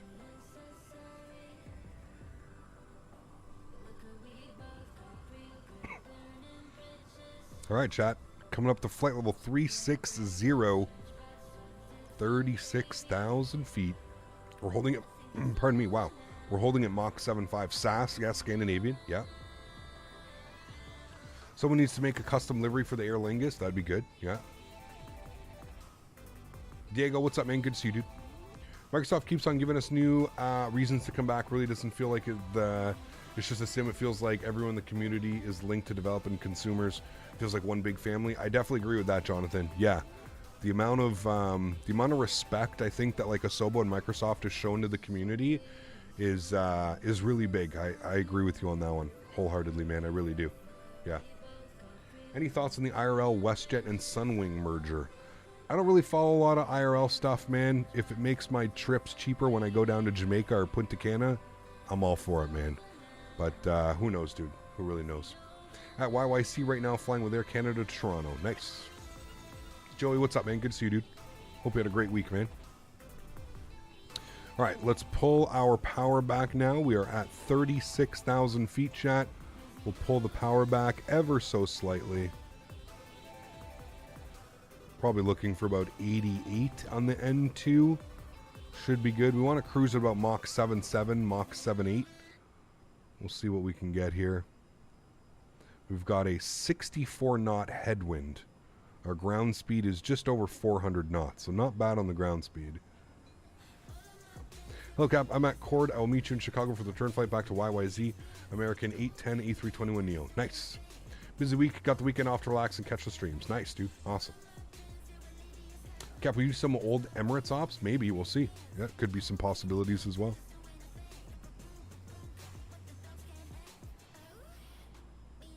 All right, cool. We'll keep an eye on our speed, but I think we're looking pretty good right now. Again, we're kind of holding N1 at 88% is what we're aiming for. We're holding Mach 7.75 right now. So if we can keep an eye on that number, it's slightly going up. I think we'll probably max out at Mach 7.8 or 7.9. So, yeah.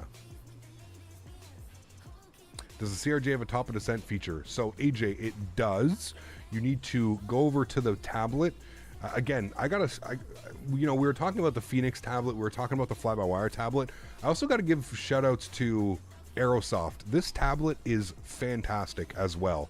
I really feel that we need to touch base on that. This tablet is amazing as well for having integrated checklists built in to the performance menu, to the aircraft menu, to the maintenance tab, to the options tab. Everything is extremely well laid out.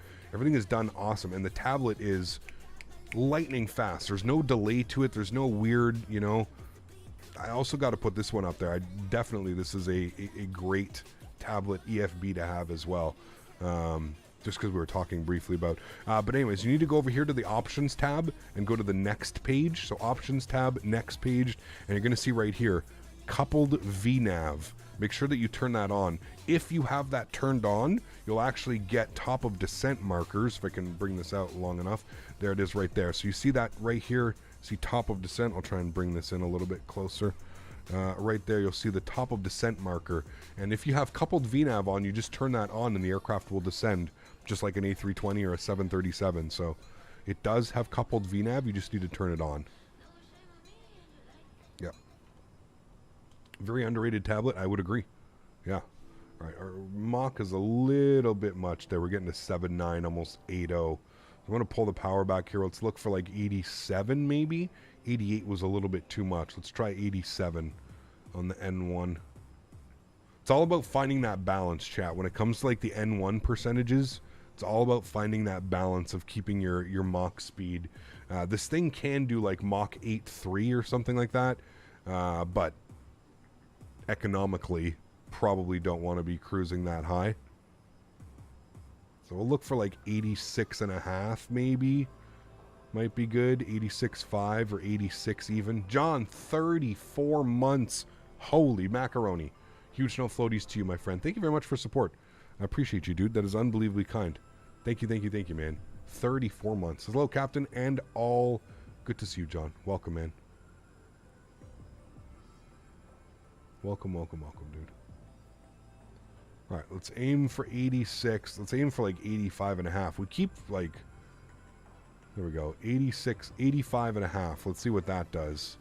That should keep us around, hovering around this number. That's the only thing about the RJ is, if you plan on doing like any type of long haul flight, you can't really walk away from it for that long because you really have to be on top of your engines because there is no auto throttle. So you're continuously making small movements. You're continuously trying to, get the most out of the engines and make sure that one, you're not over speeding, and two, you're not going to end up stalling out of the sky going too slow, Still find it hard to believe sometimes that you're not a professional pilot that has flown all these planes IRL for years. Hey, man, it's, one, I appreciate that. Thank you. That means probably I'm doing my job, but, yeah, it's, I'm very passionate about, like, my flight sim, man. Unfortunately, I never was able to fly in real life, so I always try and just essentially put my best foot forward when like learning airplanes and flying airplanes. I try to be as professional as I can be, because to me this is like the highest I'll ever get in my like, you know, being able to fly airplanes and stuff like that. So I really try and take it as seriously as I can and kind of learn systems and learn things. And that's another reason why I don't like to bounce between airplanes, because I actually want to, like, if I'm going to showcase an airplane or I'm going to fly an airplane for you guys, I want to be able to fly and showcase that airplane properly, right? I don't think it's, you know, I think you guys would have a much better time watching me fly an airplane for a couple days and actually flying the airplane correctly and doing things properly than me just bouncing between airplanes, kind of, you know, just not really flying them properly. And yeah. Do you think you'll get a PPL? Maybe one day, man. Maybe one day, dude. You have to be, you know, the medicine is big no-no, so yeah. I like the concept of nav change button in the RJ. It's amazing, just like the CJ4. Yeah, like I say, Unique Gamer, I tell people all the time, I said it at the beginning of the stream, flying this jet is like flying a 90-seat GA jet. It's basically a general aviation jet. I mean, if you're used to flying general aviation jets, you'll be used to flying this one. It's very similar with how it flies, how the autopilot works, how the systems work. Yeah. Wayward, 28 months. Appreciate you, my friend. So thanks for the fantastic content, Cap. Here's to the next 28 months. Appreciate you, my friend. Huge no floaties to you, dude. Thank you very, very much for supporting the streams. That's extremely kind. Thank you, dude. Appreciate you. I'd love to see some more retro jets of Microsoft, like see a 707 DC-972. I mean, in time, Justin, I think we'll get those. In due time, I think we'll get those. I think right now, there's a huge push to get like some of these modern airplanes out. A220s, 787s, 777s, you know, more of the glass cockpits. But I think in due time, you're going to see some of the older stuff come out. There are still some airplanes that are available, Justin, some older style ones. But yeah, don't forget, Just Flight's also pushing out a Fokker as well. So, yeah. Okay, I've ever tried FS to crew? I have not, no. Any news on that A220? No, not yet. What terminal am I arriving into? I'm supposed to be going to, if it's available, I'm supposed to be going up here. Echo Gates. The Echo Gates is where Air Canada parks. Cannot wait for the Fokker. Yeah, I mean, it'll be interesting. I've never flown one. Never flown in one, never flown one, so yeah. Respectfully, the modern jets need to come out first. It's just better money-wise for the companies to grow. I would agree. Yeah. Figured out yesterday how to repack and eliminate the need to check for a fifth bag for upcoming trip. There you go. Diego, 9 months. Appreciate you, man. It says, Cap, forgive me to use the space for asking you a question, but when are we going? What are we going to fly next week? So next week, we're either going to be in the A330 by Aerosoft. If it releases, we're back to that thing. Remember, we did this for the 737-900. If we don't get the Aerosoft A330, next week we'll be in the PMDG 737-800. If we do get the 330, then we'll probably do a week or two in the 330. So, yeah. Hey, Captain, this will probably really be annoying and understandable if you can't, but after the flight, could you check your DM on Discord and send me all your general settings? Chris, real easy for you, man. Exclamation point MSFS in chat. I run my simulator extremely easy, like an easy setting. High-end preset, clouds on ultra, trees on low. That's it, man. High-end preset, clouds ultra, trees low. Super simple, man. Super, super simple. Like, don't look any more into it. I try and keep my settings as minimal and as like basic as possible, just so that everybody can kind of copy them. But high-end preset, clouds ultra, trees low, man. You spend 2 minutes in that screen, you'll kind of figure it out. What's up, Cap? Would love to see a good 787 in the sim flying Tel Aviv in 2 weeks to New Orleans via Newark, and I want to recreate that flight. That's awesome. Yeah, that would be cool, man. I really hope so as well. Any tips on flying the RJ-900? Tips and tricks with Captain Canada. I don't know, man. Just kind of fly it like it is. I don't know. It's like a business jet. Fly it like a business jet. If you have any, you know, do something like that. What do you mean you don't buy a flight sim for ultra realistic trees? No, thank you, Matthew. No, thank you. I can really see those trees up here at 36,000 feet. Hey, Cap, I see a lot of people on V1's Discord saying that the fly-by-wire is better than the Tolless Neo. I don't know, man. Like I said, dude, I don't want to get into that debate. Listen, dude. I've kind of been trying to reiterate this fact lately, and I've kind of just, this is I think how I'm gonna treat this whole debate moving forward. There is no right or wrong answer when it comes to a simulator. You use whatever is what you feel is right for you. If you feel that X-Plane is the way to go, and that X-Plane fulfills all your needs in a flight simulator, awesome. I'm extremely happy for you. If you think that Microsoft Flight Simulator is the option for you and it fulfills all your needs in a simulator, awesome. I am just as happy for you. I think this whole debate about what is better, it's so silly, man. And I think it's just literally people, like, it's just people pissing in a pot, right? Like, who cares, man? Like, there's no way that I can sit here and I can tell you what I think is best for you. I can showcase to you what I think is best, in my opinion, for me, but at the end of the day, that's just for me. Like, you have to make that decision as a flight sim enthusiast, as a hobbyist. You need to make the decision about what simulator is better for you. Do you want to spend a ton of money, get good add-ons, and have a decent platform to fly on? Then go to X-Plane. If you want to, kind of the same thing, same values. If you want, not to spend a lot of money, and you want to have maybe not as many options of third-party airplanes yet. But again, let's remember, X-Plane's been around for 20 years. Microsoft Flight Simulator's been around for 2 years. So, you have to balance this out. You have to kind of, if you put both simulators up, what are both sims going to look like in 5 years from now? Well, in my opinion, I know there's a reason that I'm investing in this simulator and not in X-Plane. But yeah, it's the reality of it is nobody can tell you what is right and what is wrong.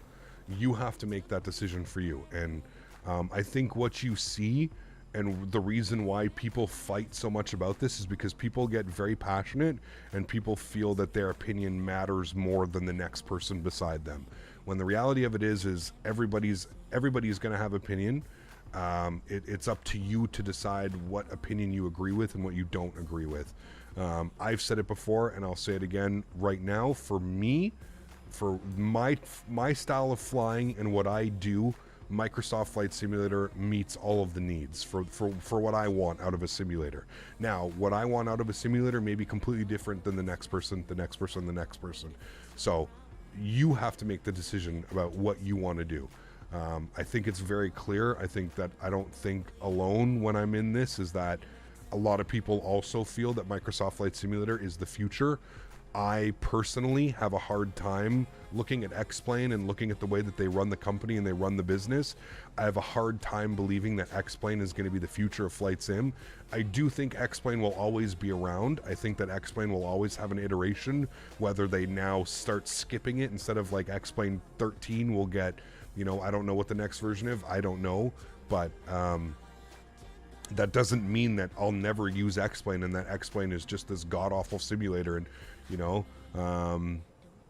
I also feel that in a sense, Microsoft Flight Simulator from the very beginning has always been extremely open with what the simulator is and how they want the simulator to go. So much as the fact that, like, we get previews of world updates and we get all these things that kind of come down from the pipeline of Microsoft and Asobo, and then I kind of feel the opposite on the end of like Laminar Research and X-Plane. I feel that Laminar Research and X-Plane is more of a simulator that's designed for the owner, Austin, of X-Plane and Laminar, and that's really it. That's kind of, we only get what he decides is right for the simulator, and I feel like it's a different, but again, that's me, man. That's just me, dude. I also feel like X-Plane shot themselves in the foot by calling X-Plane 12 a completely, and again, this is not me saying this, this is quoted from the owner of Laminar and X-Plane, Austin Meyer. X-Plane 12 is a brand new simulator built from the ground up. I think that right there is a huge reason that you see so many people bashing X-Plane and kind of being very negative towards it is actually something that came from them. It takes all of about 30 seconds all you have to do is load into X-Plane 12. It takes all of 30 seconds is, I would say, pretty, it's actually probably a lot longer. It takes probably 10 seconds. If you've been using X-Plane since X-Plane 9, X-Plane 10, X-Plane 11, it takes 5 seconds to realize that this is not a new simulator built from the ground up. This is very much X-Plane 11 with tweaks and stuff added to it. You know what I mean? And that's kind of the problem, and that's where it's, you know, I almost feel like it almost entices people to want to bash X-Plane or to want to have negative comments towards X-Plane. It's almost like they did it to themselves. I don't know how you can sit there and still continue to tell us that it is a new simulator built from the ground up. Sure, there may be new aspects of the simulator, like your weather, like your clouds.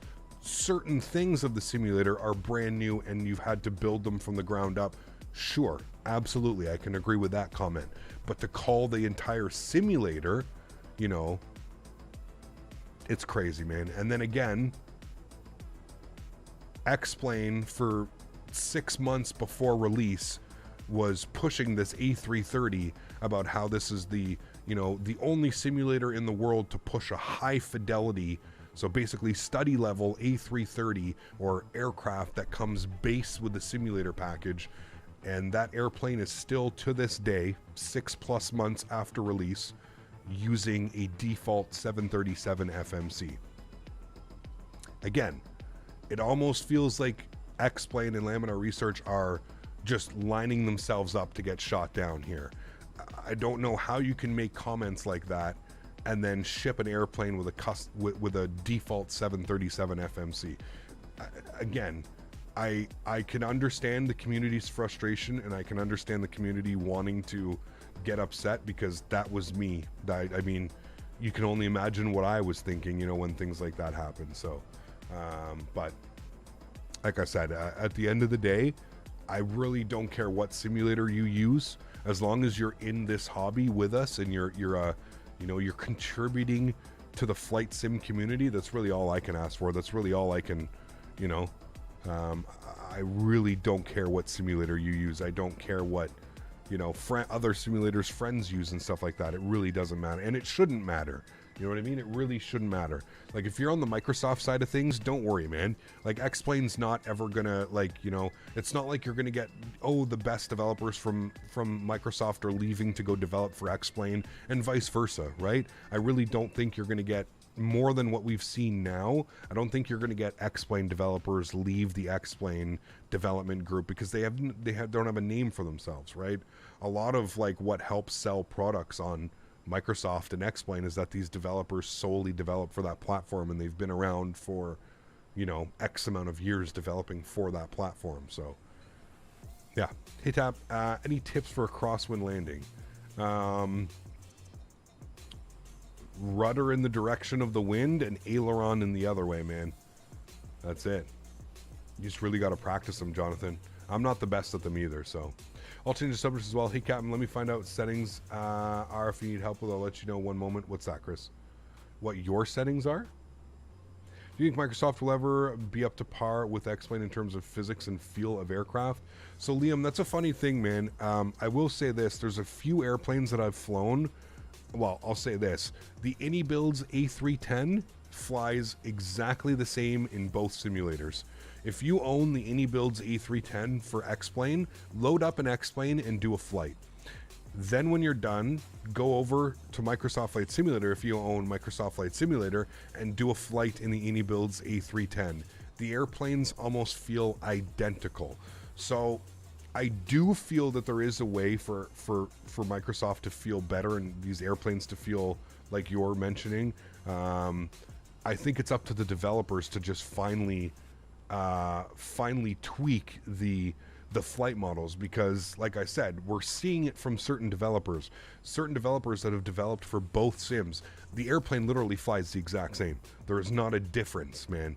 Like, it's so that leads me to believe that it's not necessarily the physics of one sim to another. It actually comes down to the developers to actually spending a ton of time developing their flight model for their specific airplane, right? That's what I think it is. And you also have to remember, I feel like the whole physics debate, I mean, you could sit there and you could spend 6 hours tweaking your sensitivities for your yoke to make Microsoft Flight Simulator feel exactly the way that X-Plane does. It's possible to do that. I don't really, you know, I find it, the whole physics debate, again, you know, I can understand what you're saying in the aspect of certain airplanes feel better to fly than certain other airplanes in different scenarios and situations and simulators. I do agree with that. But at the end of the day, like, as long as an airplane is fun to fly and you're not struggling to fly it, I would say that it's perfectly fine. Remember that you're sitting at a computer desk flying on a $100 or $200 joystick or throttle or yoke or something like that, right? Like, you're not ever going to truly get the experience of what it's like to fly that jet, right? You're just trying to mimic the best that you can, you know? Willie, 10 months. Thanks, man. Appreciate you, dude. Huge enough floaties to you. Thank you very, very much for supporting the streams, man. I really do appreciate you. I also, you know, just to stay on topic quickly, a friend of mine recently just got type rated on a Max 8. In order to get type rated on his Max 8, he had to do 10 hours in the simulator, and then he had to do 10 hours flying PIC, pilot in command, and that's how he got his check ride, or he got his whatever certificate completion. He was telling me that the simulator flies absolutely nothing like the real airplane does, and this is a multi-million-dollar simulator. He said out of the 10 hours that they spent in the simulator, about 8.5 hours were practicing emergencies, because you can't practice those things in real life. So practicing engine failures, practicing stalls, practicing, you know, all kinds of things. That's what the simulator was more designed for. But at the end of the day, he still said that it flies nothing the way that the real aircraft flies.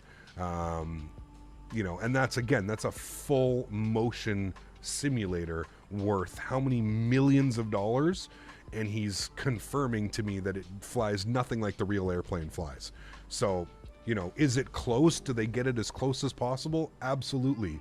But you can never replicate real world parameters in a simulator, right? You can try and force real world parameters into a simulator in an environment, but it's never going to behave the way that it is in the real world with real forces and real wind and real parameters. You're never going to get there.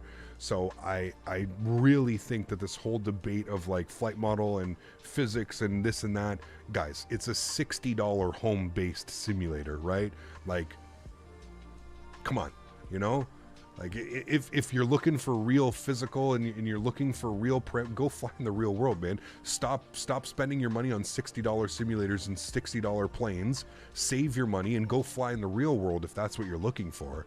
Because the reality of it is you're flying in a $60 simulator on a $1,000 computer, you know, with a couple $100 peripherals, and it's crazy to me that people think that they're even going to scratch the surface of what it's like to fly in the real world. I think any pilot will probably tell you, really, the only thing for real world pilots that a simulator is good for is redundancy, is making sure that your flows, your checklists, your whatever is in queue and you're on par, right? Because in a lot of these airplanes are so high fidelity, you know, we can look at the overhead and we can do our flows and we can practice some things and we can mimic some things, sure, absolutely. But at the end of the day, like, I'm not expecting this you know, $50 plane by Aerosoft to fly what like an Aerosoft or like a real CRJ flies, right? Like, I think it's just crazy, man. I think it's crazy that like people want to debate this and people want to literally fight about it and get upset about it, and you know what I mean? And X-Plane's the same thing, dude. Like, I'm not, you know, X-Plane's the same. When's the last time you jumped into a C-172 in X-Plane? Dude, you can pull your yoke and that thing will just go. You know what I mean? Like, it's again, it's a simulator. It's not, you know, it's a $60 simulator at that. It's not a you know, it's not some, you know, $100,000 simulator designed by Boeing or Airbus or whatever. It's, you know, yeah. It's like having military training in Call of Duty. Exactly. Yeah. Yeah, but I don't know, man. Like I said, at the end of the day, dude, there's nothing that we can do. People are always going to voice their opinion, and people are always going to feel that their opinion matters more than yours, and that they're right and that they're wrong, and it's just crazy, man. It's just crazy. I don't know. Would you recommend I pick up the CRJ before going to the 700 or the 900? I mean, it's a completely different airplane. You'd probably be a little bit more comfortable flying this one, Joe. Maybe not. You're a prop kind of guy. I don't know if you would. I don't know if you would. After flying the 7.3 and the A320, I'm just not sure if you would enjoy the RJ as much, Joe. No auto throttle, very basic autopilot systems and the way that the autopilot works and stuff. So yeah. Type rated on the CRJ 7.5 and 7.6 and actively flying the 7.6. He's telling you the truth. There you go, Matthew. Yeah. Is the CRJ coming to Xbox? It should. Yeah, absolutely. Yeah. Have you seen the Caribbean shuttle event going on right now? I have not. No. It's all an illusion. Video games gives you that feeling like you're in action or reality. You just put on your couch eating Cheetos. Exactly. Exactly. And that's why I find it like, you know, I would like to consider people that do flight simulation probably a little bit smarter than like the average population, right? Like, I feel like if you're somebody that like, this is what you want to do with your Saturday afternoon instead of like, you know, being out drinking beer or whatever, doing partying or playing some stupid game on Steam, you know what I mean? Like, you choose to spend your time like learning learning aircraft systems and learning flights and like how, you know, IFR and VFR and stuff like that work. I would always consider like flight simulation hobbyists to be a little bit, I find it so ironic that like it's also probably one of like the most toxic environments and communities that I've ever seen. You know what I mean? Like, I don't know if I've ever seen a group of people that wants to hate on, we're all here for flight sim. This is one thing I'll never understand. People literally hate. Like, it takes, all you have to do is go to any other stream where they're having a debate where a content creator is flying, you know, he flew X-Plane last week and then this week he's flying X-Plane. I mean, just go look, man. Go look at the comments. I've never seen a community so, like, divided by hate about what simulator somebody wants to use. It blows my mind, man. It blows my mind that somebody can actually get upset that somebody is choosing to fly a different simulator than what they're choosing to fly. I'll never understand that one. I'll never get that aspect of it. It just doesn't make sense to me.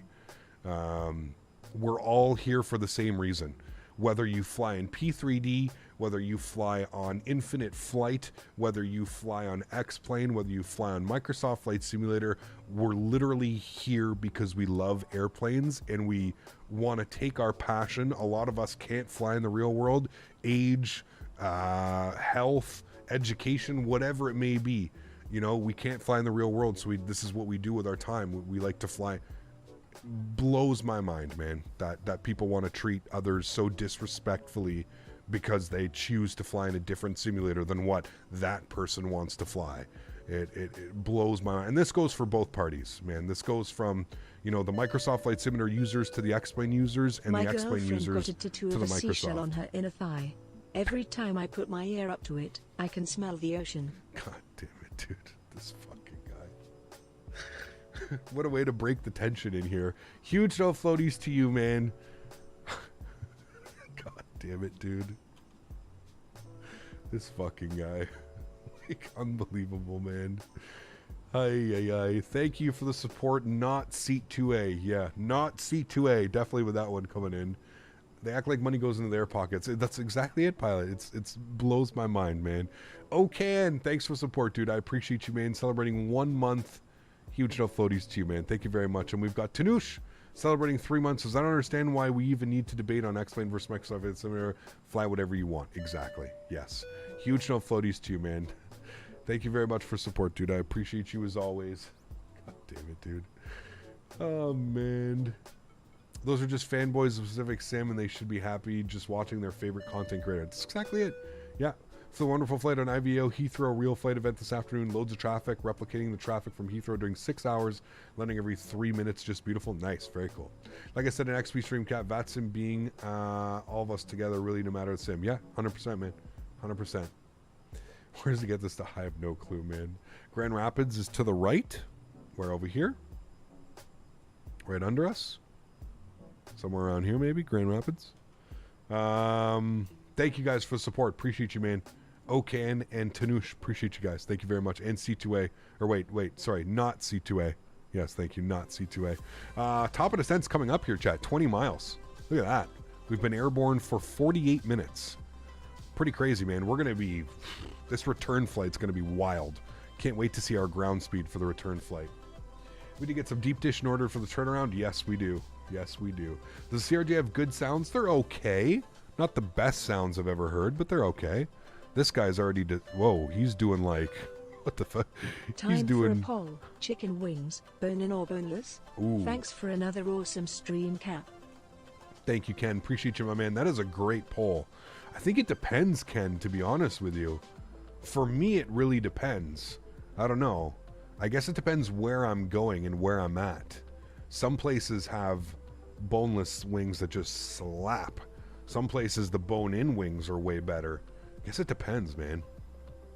Definitely depends. Mark, huge snow floaties to you, man. Thank you.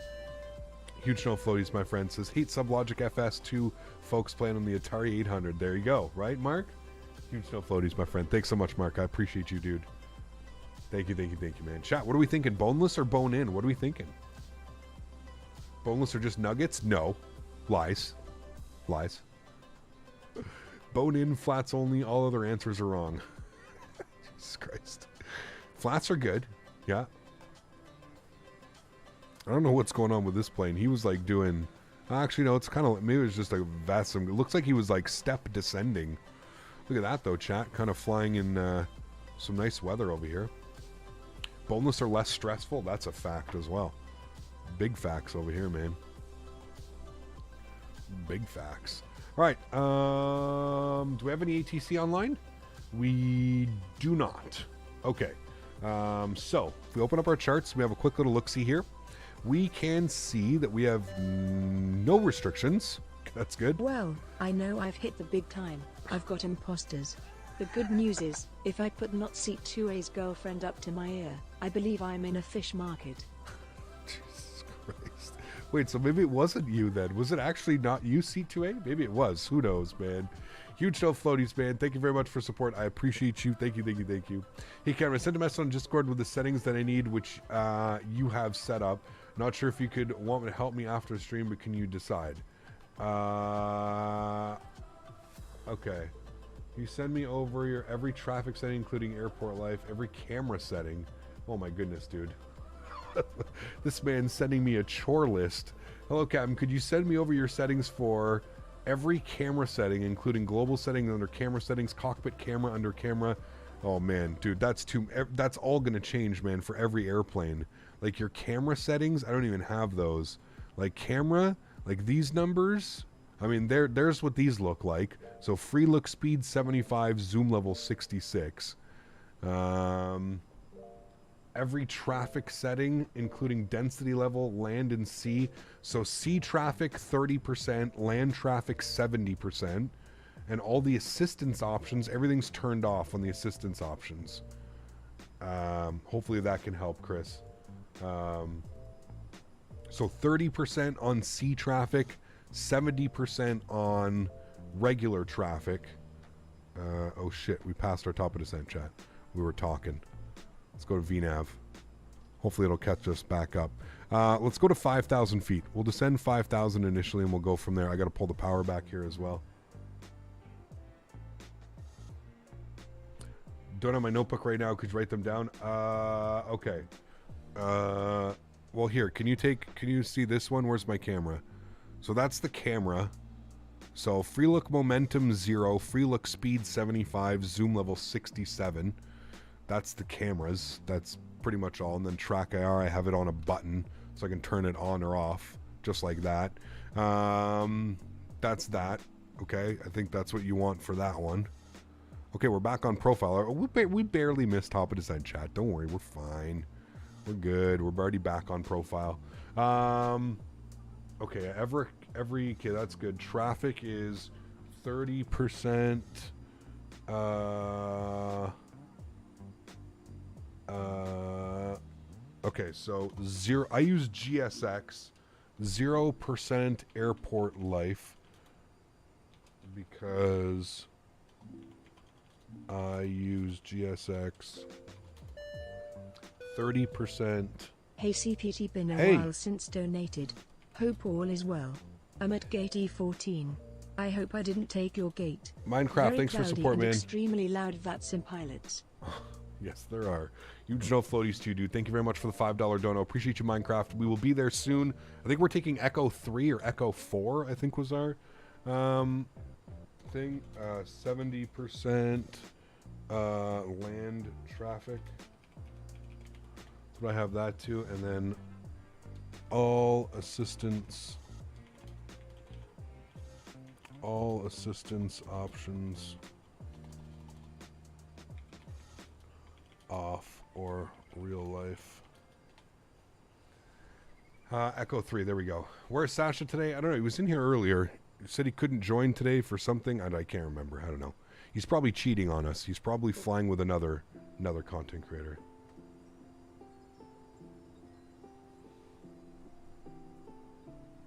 Sasa is cheating on us later with a VATSIM event. Is that what he was trying to mention? Okay, got you.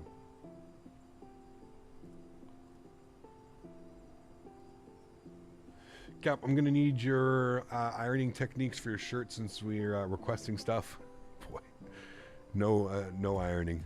No ironing tips and tricks with Cap today. Yeah. Why do you believe Captain Sim went downhill? So CST, they've already spoke about it. We've already gone over this a bunch of times. So what happened with Captain Sim is it used to be like a 5 or a 6 man team. The team actually disbanded. There's only one person left of the actual group and team that was once there. And the only person that's left is the person that does the modeling. Yeah. For assistance options, everything off, so basically hard mode. Yes, correct, Chris. Yeah, you don't want assistance on, Chris. It's it can do some weird things.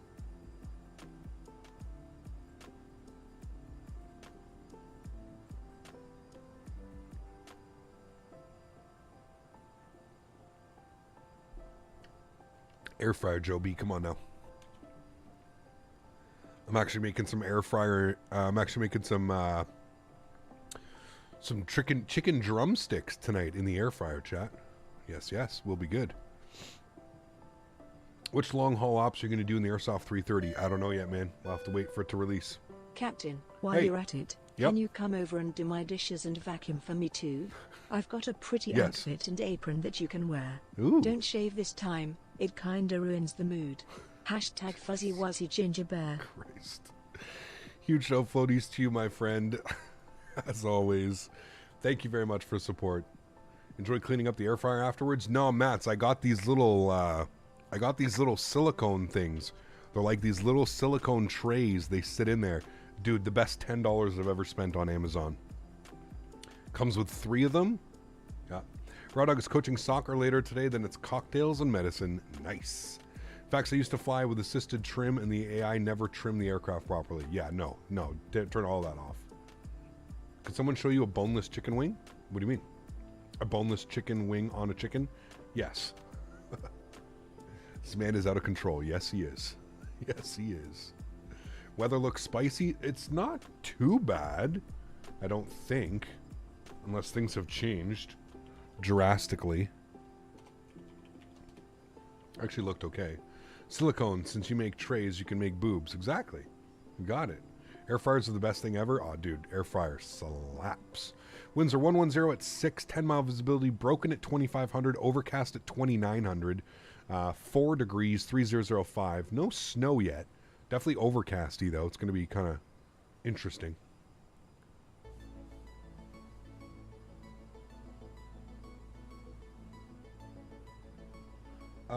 Captain Dom, maybe go over to the AnyBuilds forums and they may be able to help you out. I had to do something. It was like you bind 1 and 4 together or something like that. You can set multiple throttles on one axis. So I think you have to go and set like engine 1 through 8 or what, I forget how it is, but yeah. There you go, Matt's awesome, dude.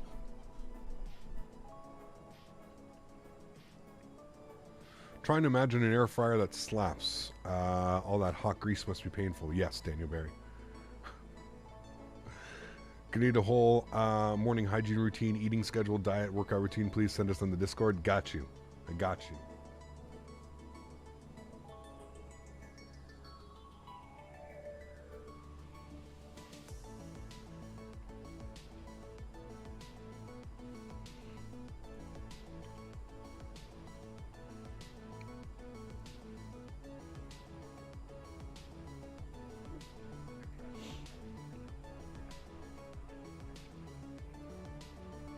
Damn, that's good, Tyson, though, at least. Is an air fryer healthier than deep frying? Absolutely, John. 100%.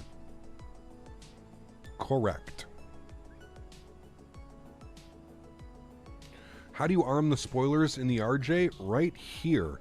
Here is your spoilers. You just leave it in the auto position. Auto. Those are your ground spoilers. Auto. And then you arm your reverse thrusts. If you don't have these on, you can't get reverse thrust once you land. So make sure that those are armed and then the spoilers are in auto. Yep. Right, Steve? Just sent you a live of ORD on Discord. Nice. Also, stretching techniques would be appreciated. In, hold it in, and out. Sent me very dark Chicago. Ooh, yeah, that's a little bit nasty. We'll see how she looks. Not bad, though.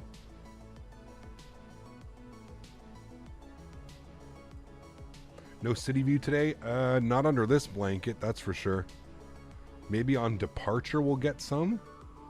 But yeah, currently not now, dude, that's for sure. Mohammed, what's up, man? Good to see you, dude.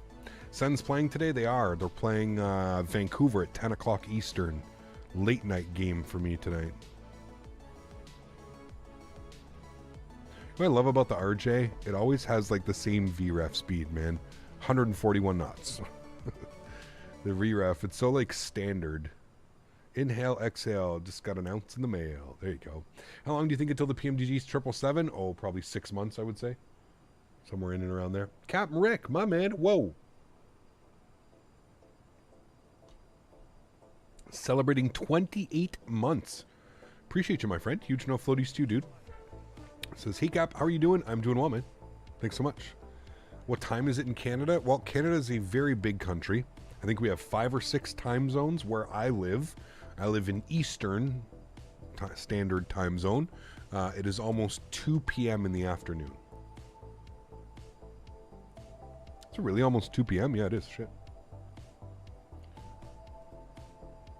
Cap has learned to proofread. I proofread every message. Every message I proofread now. Yeah.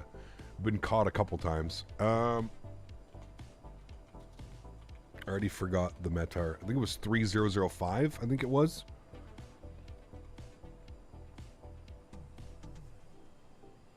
Yeah, 3005. Good, cool. Let's program a couple more things. Now, the minimums are very much broken in this airplane, but that's fine. We'll plug them in anyways. Minimums will be 873. 873.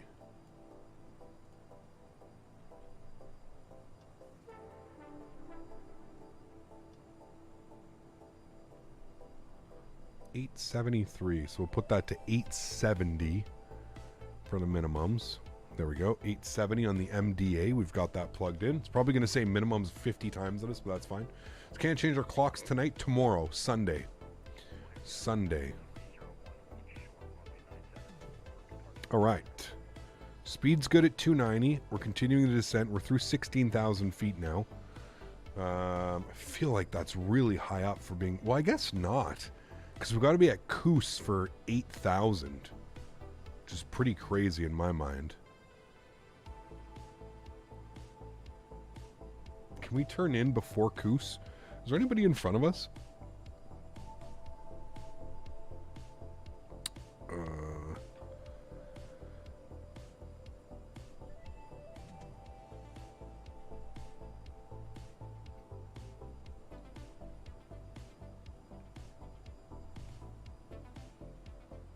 There's nobody in front of us, actually. We're looking pretty good.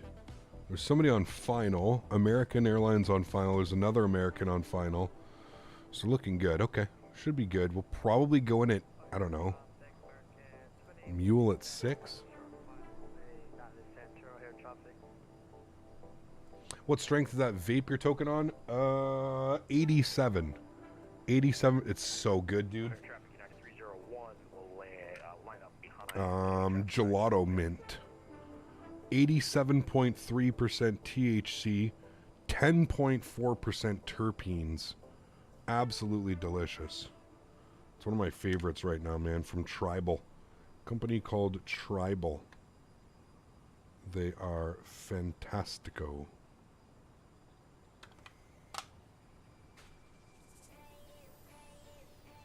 Which looks like we only get 1 day before work to get used to losing an hour of sleep. Yes, I agree. Would you recommend GSX Pro and Navigraph? Absolutely. Yes. For sure. All right, I'm going to pull the speed back here. We're going to aim for like 250 now. We're at 13. Bring our speed down. We'll aim for like 240 on the speed. Good.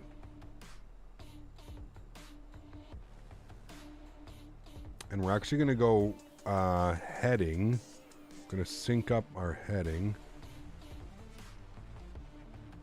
Okay, heading mode is now synced up.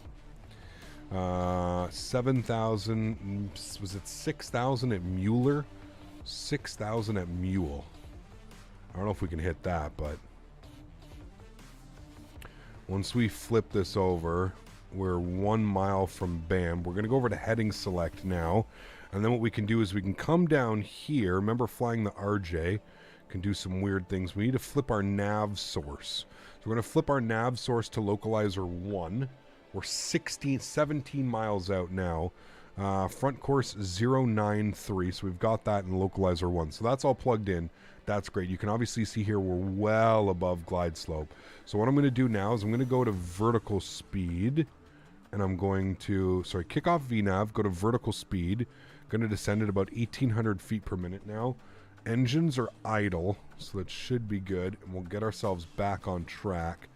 I see 2 airplanes coming in right here, so we'll try and vector ourselves behind those guys. That's what we'll aim for.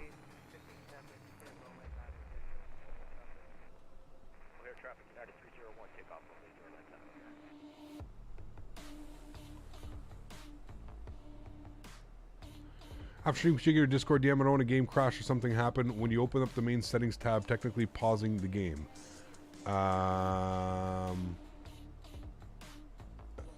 Yeah.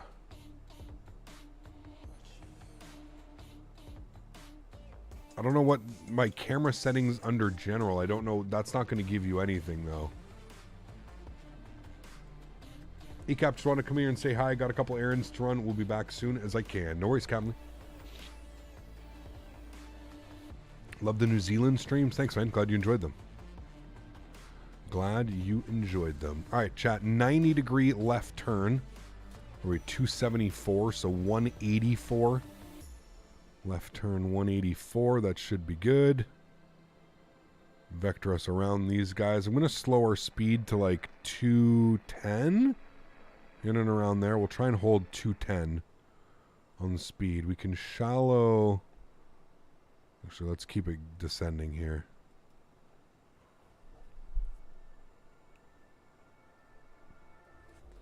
Going to shallow our descent rate to about 1,000 feet per minute.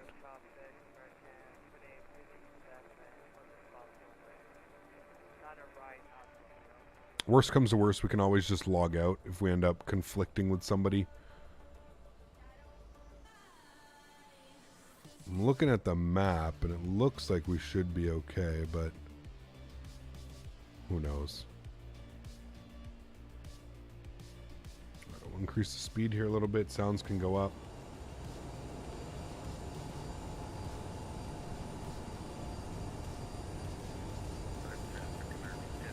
All right, let's go with a slight left turn now to intercept. Put ourselves on like a heading of 130 to intercept. Should be good.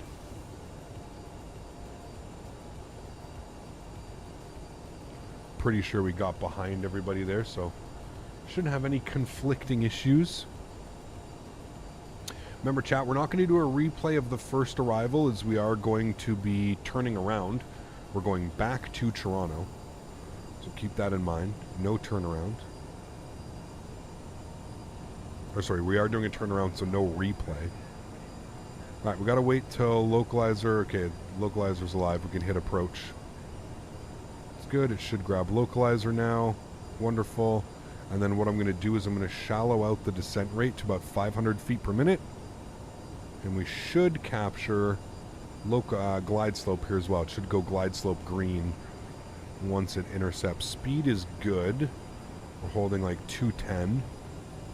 There's localizer. We're on the localizer. Beautiful. And then glide slope should be coming alive here any second. Pause our music. Here comes glide slope. It's a green diamond. Should intercept. A little bit bumpy, man. Holy macaroni.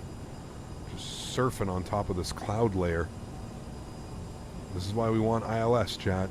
Imagine we didn't know how to do an ILS. It would end up very messy. We're currently 20 miles out, so our speed at 210 is perfect.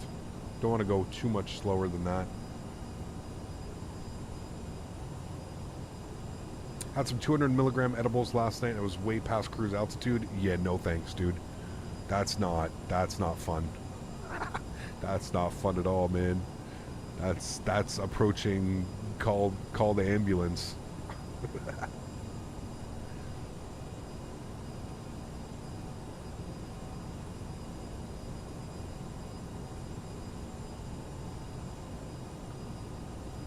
Yes, Chris, when I land, you might have to remind me when we get to the gate. What do you think about the Quality Wing 787? There's glide slope green captured. I would love to have the Quality Wings. Yeah. Can the CRJ auto land? No. No. Nope, she cannot auto land. Is this real life or is this just fantasy? Who knows, Daniel Barry? No escape from reality. Open your eyes. Look to the sky. And see? I'm just a poor boy. DMCA. Imagine if YouTube worked like that. Alright, let's go flaps 1. 15 miles out. Start managing our speed a little bit better. Let's go 190. Speed, good. Cut that power. Good. Cap, you ever get so high you could land, you couldn't land on stream? I don't know. There's been a few occasions where I've one toke over the line.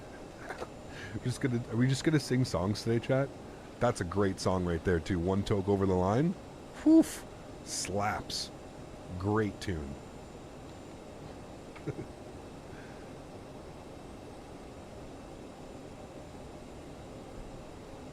There's probably been a few times we've been one toke over the line. Not so much anymore. We kind of keep it respectable around here. Demonetized. You see YouTube took away their swearing demonetization. You can swear again and you won't get demonetized. Good job, YouTube. I've been there. Oh, yeah.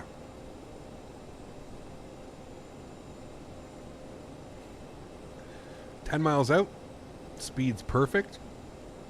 Just under 210 knots. Can start to see a little bit. Definitely a nice layer here. Mopar, is this what it looks like right now? Not nice.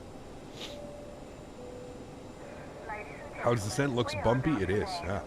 You can't get demonetized for swearing? Yeah, no, you're good now. It's Captain Denis, my backup account. Got you. Okay, 170 on the speed. Let's drop our gear, shall we? Gear down, and we'll go flaps 8 degrees. Yes, yes. You guys want to see an outside view? There we go. Look at that gear coming down. Gear extension. Very nice.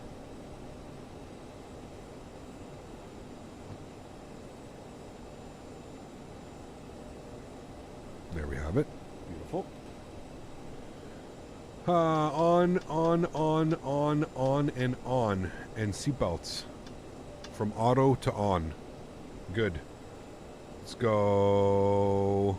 Got the runway out here in front of us. Looking good. I'll call up Chicago. O'Hare traffic. Jazz 9035 mile final 9 center O'Hare.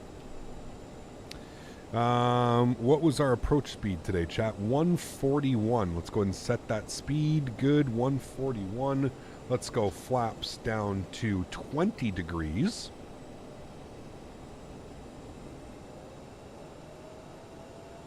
Bring up the sounds for you guys. And let's go flaps 30 degrees. And I think we're landing with flaps 40. Yeah, flaps 40 degrees can come in. Is it flaps 40?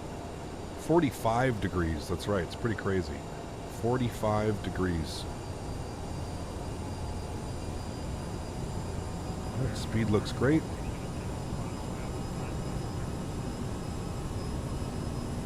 All right, chat. I'm taking over 1,400 feet. Let's do it. Looks good out there. Let's have some fun. My airplane.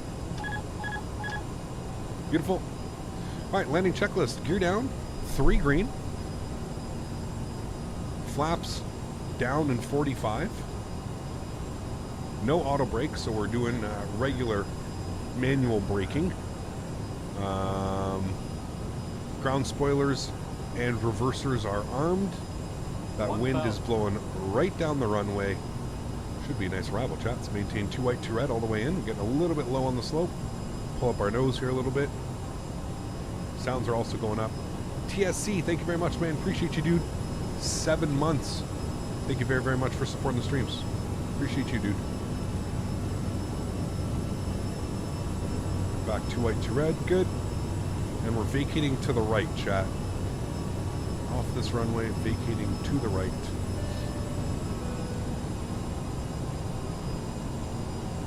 Thanks so much, TSC. Appreciate you, man. 7 months. Thank you, dude.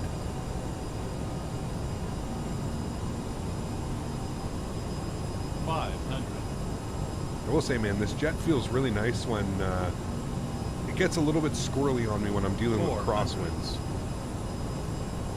When the winds are blowing right down the runway, it actually feels really nice. 300.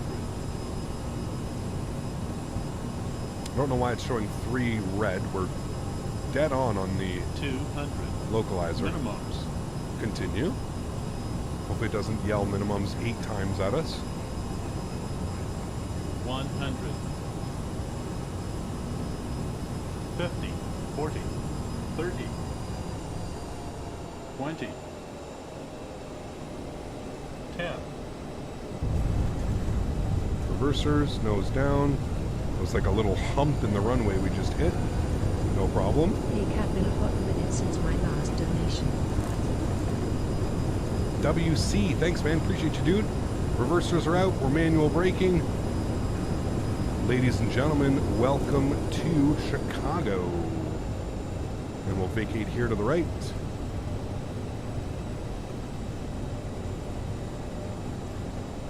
Chicago traffic, Jazz 903, vacated runway 09 center. Cool. Welcome back, chat.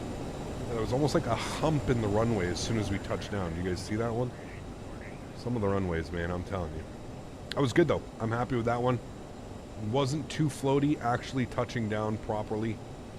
I'm taking that one. We are... yeah, it's fine. We'll go Romeo, and then we'll go Alpha into the ramp. So this is perfect. We'll go this way. Beautiful. Cool. Is this freeware scenery? No, this is FS Dream Team. Yeah. Who was that? That was WC that came in with the $5 donation. Thank you very much, man. Appreciate you. We've got Mr. Smiles coming up, a business class member. Huge no floaties to you, Mr. Smiles. Thank you very much. Thank you, thank you, thank you.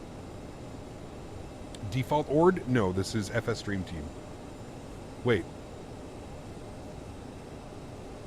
What the fuck is going on?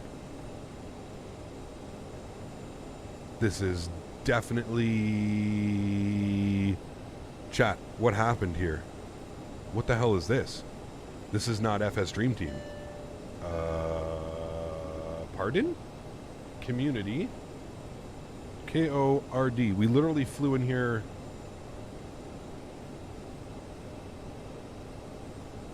Wow. Okay, hold on. FSKORD. Did it somehow like unlink itself? It did. I don't have a link, but it's here. It's in my... That's odd.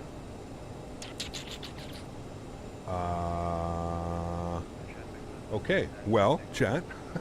In that case, we can just end the flight right here. We don't need to do anything. Let's just end the flight right here. Let me escape. Let's go. Oh, wait, hold on. Shit, Chris wanted to see something. General options, camera. There. That's probably what you want to see, I think. Chris, I don't even know. Dude, take a screenshot quickly. Or somebody timeline this. Yeah, the runway looks default. That's what I'm thinking too. As soon as I like saw the runway and it was like looked like a little bit of a roller coaster, I was like, I don't ever remember landing on 9 center before, so that could be why. Okay, let's do this, chat. We're not even going to bother taxiing to the terminal. That's just garbage. The default Asobo stuff is terrible. So what I'm going to do, I'm going to throw in some tunes. I'm going to restart the simulator. I'm going to make sure that we're loaded into the proper scenery, and then we'll plan for our departure out of Chicago back to Toronto. Apologize about that, guys. I don't know why. Sometimes, randomly, some sceneries will unsim-link each other from my default. I may have updated the scenery. That could have been what it was. I may have updated the scenery, and in updating the scenery, it unlinked itself to it. Anyways, I'll throw it back to the back screen. I'll take care of this very quickly, and we'll load back in and we'll do the return flight to Toronto from proper scenery. All right, I'll see you guys in a few.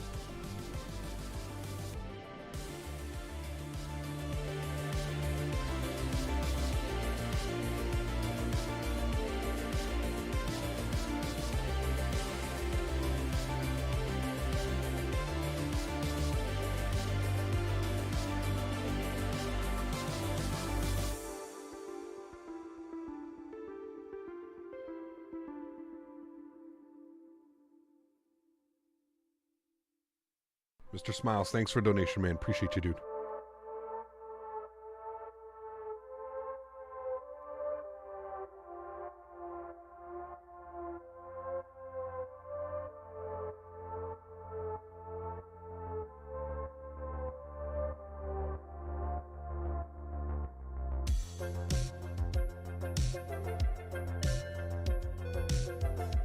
Feeling joyful after my birthday yesterday. Flying FSX to EKCH. No floaties captain from Denmark. Happy late birthday, my man. Thanks for support, dude.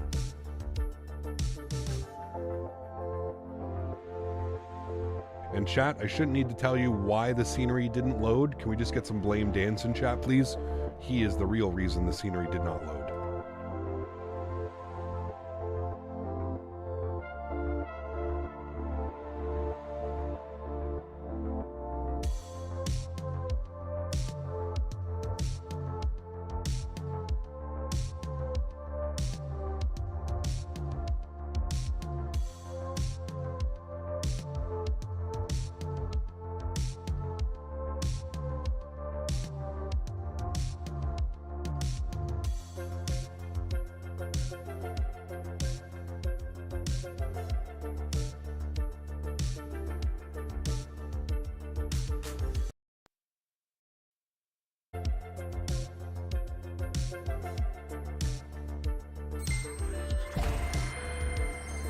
I guess we will find out what happens. I'm descending now into hot dog land.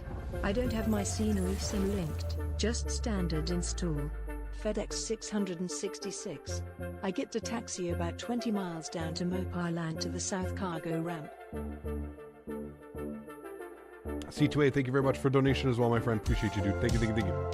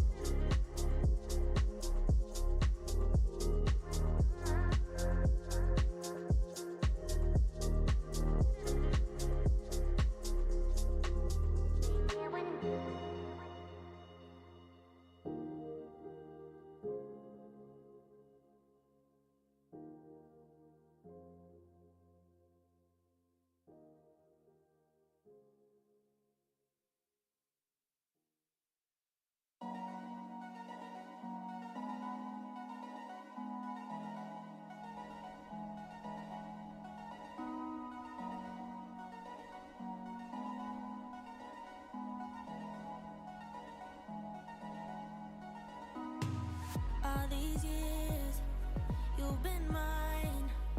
It wasn't easy, but we worked it out. All those tears, ups and downs, I swear it's been the best ride of my life. Look at where we are now, baby. Only blue skies ahead. And it wasn't all bad, baby. Look at where we began. Making out in my room, nobody had a clue. Sneaking out past curfew, we were only 17. Didn't say I love you, but we knew it was true. To this day I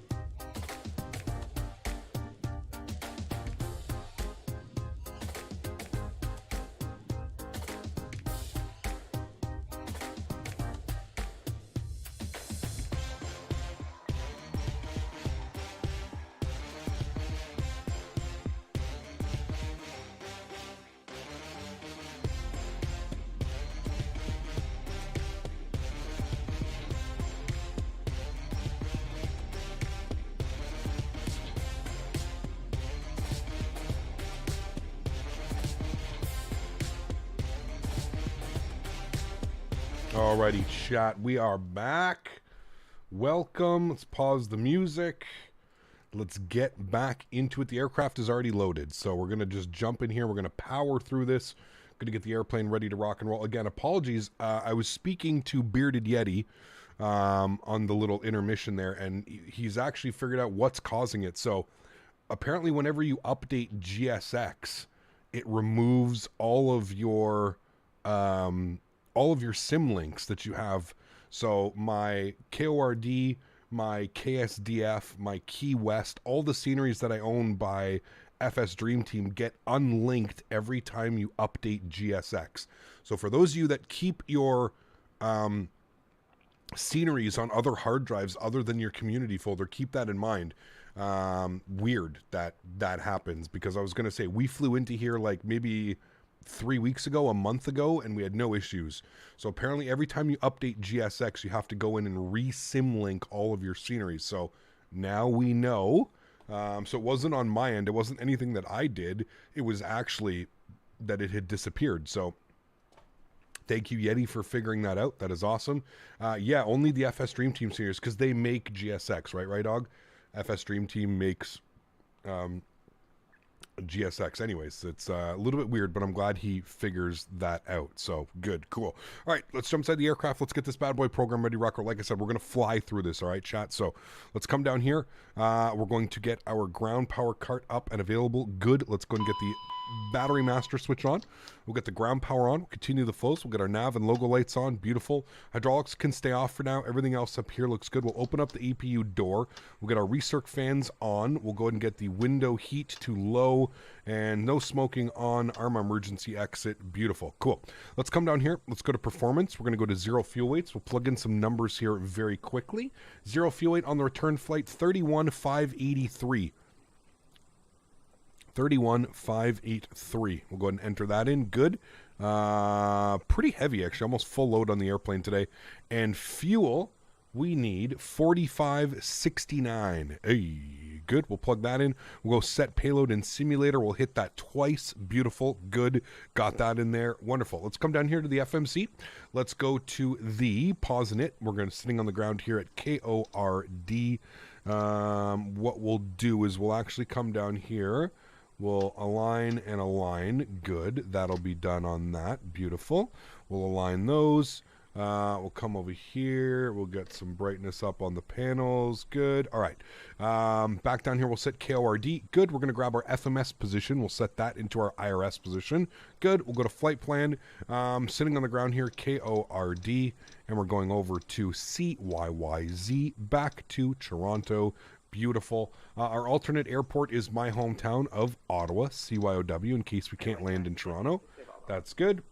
Our call sign today, the real world flight back, I believe it's Jazz 910. Yes, Jazz 910. Go ahead and throw that up into there. Beautiful. We'll set that into our flight number. We'll execute that. Wonderful. Let's go to departures. We're going to plan. We've got our charts open here. We'll have a quick little look-see. We're going to plan for 10 left on the departure. Let's plan for 9 right. 9 right on the departure. Okay, chat? Let's plan that. 9 right. We'll select that. There are no SIDs out of here, so we'll just insert that. That is all we need to do. We're going to go to the flight plan page. We're going to go direct to, next page. We're going to go direct to eBake. So we'll put in eBake. Not allowed. Okay. I don't know why that's not allowing that. eBake. Where can I put that then? Do I have to go to legs? Okay, there we go. eBake can go in there. So we'll do eBake, and then I'll go back to flight plan. I'm going to go to next page. Okay, there we go. So it has to have the first waypoint. Weird. All right, eBake is in. From eBake, we're going to go direct to Wizmo. Good. From Wizmo, we're going to go direct to Posts. Good. From Posts, we're going to go direct to Patty. Good. From Patty, we're going to go direct to Sierra Victor Mike. Sierra Victor Mike. Good. We'll throw that in there. From there, we're going direct to query. Query. Good. Oops, only one R. There we go. And we'll execute that. And we're going direct. Actually, sorry, then we're jumping on the arrival. We're going to be on the Nuber 5. Really cool.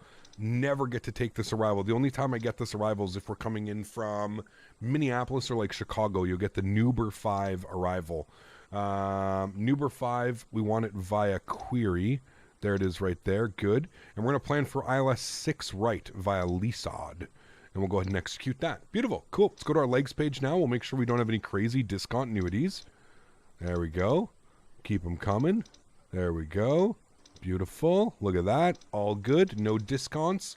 We like that, chat. Beautiful. Cool. Let's go to our performance tab. Let's plug in some numbers. Looking for a flex temp of 55 degrees today. We'll go to our perf init. Wonderful. We'll come back over here. We'll copy init perf to data. Good. Brightness. Turn that down. Thank you. Okay, we're going to set all of those guys. Good. All right, cool. Let's go upstairs. Let's go and get the EPU on. There we go. Door is open, and the EPU is spooling up. Beautiful. 3005 on the altimeter. It says 3003 now, so that's fine. Got that in. We're going to go speed 240 on speed. Good. We're going to go heading 091. So we'll show 090 on the heading for departure. Okay. Cool. That is all good. I think we're all set there. APU is on and available. Wonderful. We'll get our air conditioning on. That's all good. We'll get our red beacon light on. We'll get hydraulics auto on, auto. Good. You're armed. We'll get seatbelt signs on. We'll come down here. We'll go to aircraft. We're going to disconnect the GPU. We're going to close all the doors. We're going to remove the wheel chocks. Thank you. All right. Let's go to GSX. We're going to operate jetway. We'll say bye-bye to that. Should say bye-bye. There we go. Beautiful. And we'll go to GSX. We'll prepare for pushback and departure. Beautiful. No. Due to icing conditions, please stand wonderful. by until push is completed and brake. Okay. Good. Well on our way. Summer, thank you very much. 19 months. Appreciate you as always. Thank you, my friend. Says only 5 more months. You got it. Hello, you Captain. Got it. We are ready for pushback. Does the CRJ not take into account cost index? No, it does, Kieran. It does. Yeah, you just have to do it on the performance page. Performance, and then, oh wait, cost index? No. No, there's no cost index with the RJ. Do you know why? Because there's no auto throttle. You would usually only get a cost index if there was like an auto throttle or something like that. There's no auto throttle. There's just a very basic like speed hold or something like that, you know? Do I save my doobies? Nah, I used to, Reg. Not really, man. I just smoke them down like really low now. Like, there's nothing left on that, man. Nothing left on that bad boy.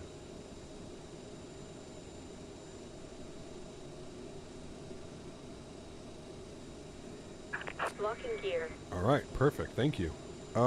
Chat, for pushback, what the hell do we want to do here? I guarantee you if I tell it to go right, it's going to do some weird-ass thing. I guess we'll just go straight back. And maybe we should do a custom. Quick edit on the pushback? I haven't done a quick edit for a while.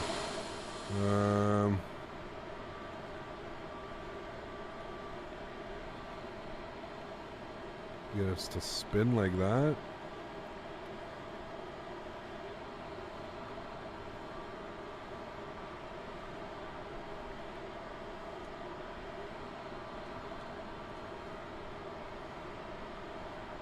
That's actually not bad right there. Due to icing release parking brake, stand by until push is completed and brakes are set. Commencing push. Due to icing conditions. We'll see if it actually pushes us back. Sometimes it's bugged and broken. In ORD, they don't do straight pushbacks. No, they do this. Okay, so they have fixed that, so that's good.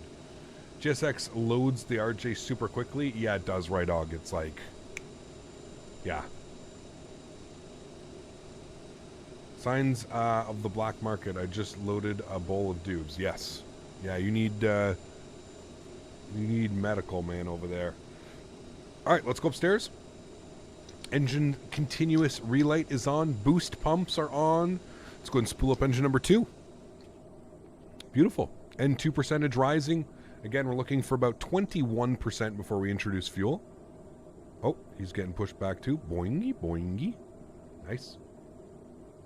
The performance is a bit questionable. Performance with what?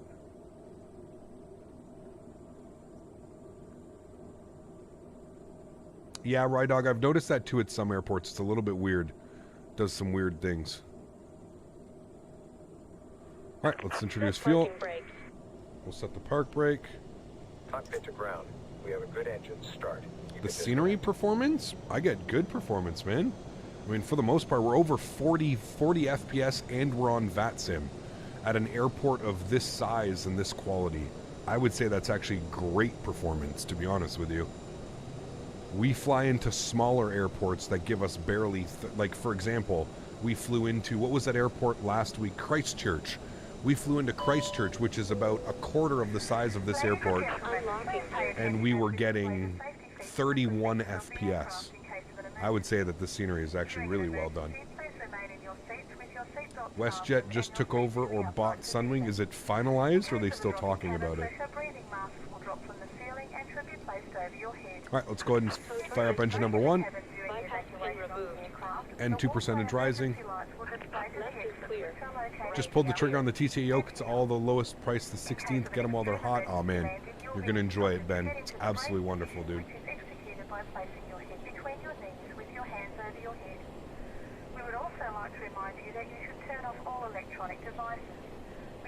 All right, 21%. Introduce fuel to idle. N1, N2, and ITT should be rising now. Do you have DD downtown? I think I do, Mopar. I think. Does it conflict with it?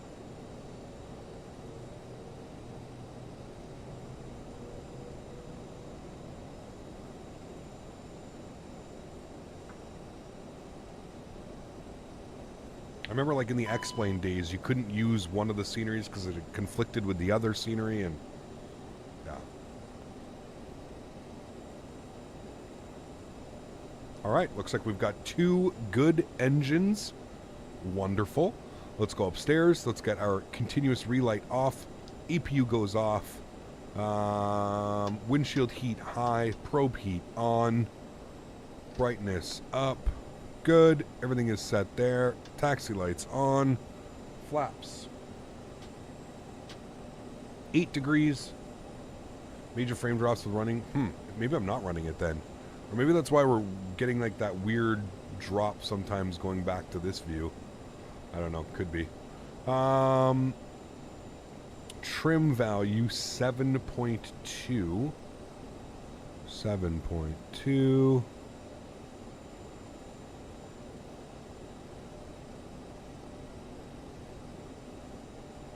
Apparently it doesn't like 7.2, like 7.1. There we go. And that's it. We're good. Cool. Let's come down here. Stab trim. Mock trim. Yacht ampers. You go on. You go on. And there we go. Beautiful. We're running Vulcan. Oh boy. The good old days. Park brake off.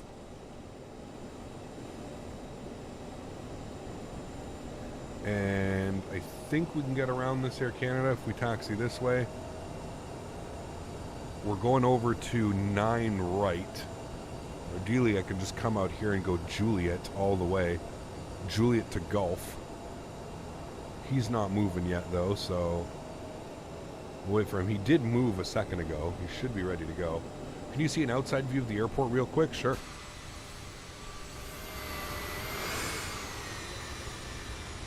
It sucks that all the taxiways are still covered in snow. They definitely need to come back and do an update. But I mean, the airport's really well done, man, to be honest with you.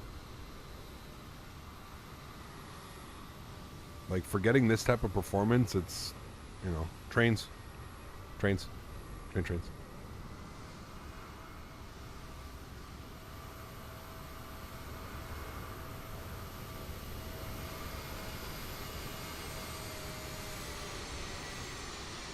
Hello, Mr. Air Canada. Can you move, please?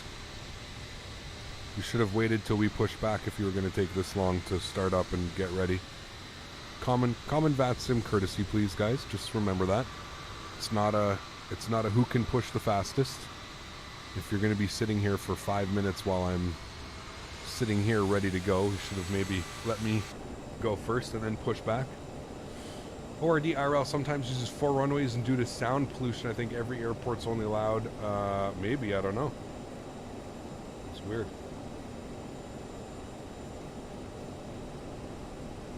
Oh. Something happened. Either his simulator crashed, or he's just getting out of our way. Something happened. Okay, we'll go through. That makes it easy, too. I'm assuming he had a simulator issue. That's probably why he was sitting there for so long. Because I saw him initially start to move. So I was like, oh, okay, he's moving. ECAB just landed in Miami with a 105. Nice. Great landing, dude. Cannot unsee the CRJ engines are the A10 engines. Are they really? Oh, yeah, they are. Look at that. That explains why the CRJ hauls ass.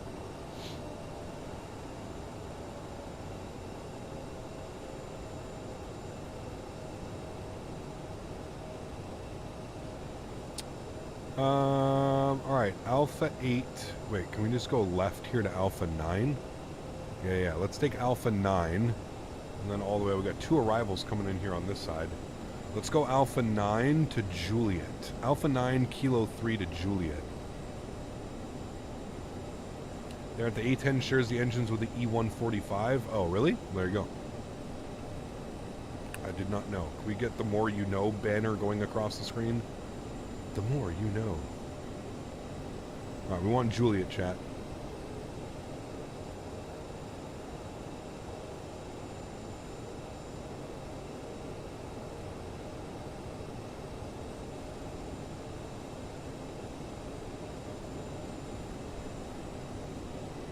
This should be Juliet.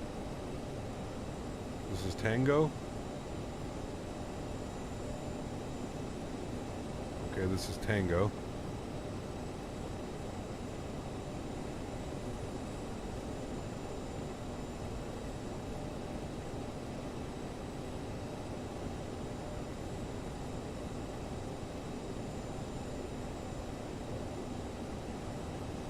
See, do they still have... Is this the old runway? I feel like this is the old runway.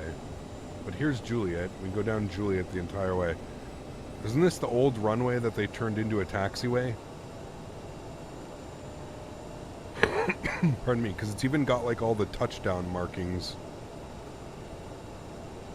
Wasn't Juliet an old runway or something, or am I thinking of somewhere else in the airport? I feel like Juliet was an old runway.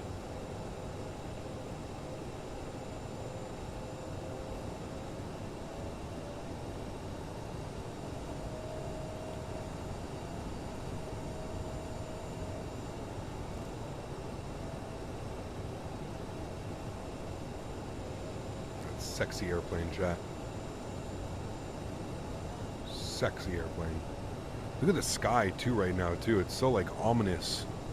I love the overcast layer in this simulator. Since the update, I don't know, a couple months ago, the overcast layers that they've done are just so fantastic, man. It's unmatched. It just looks incredible. Incredible.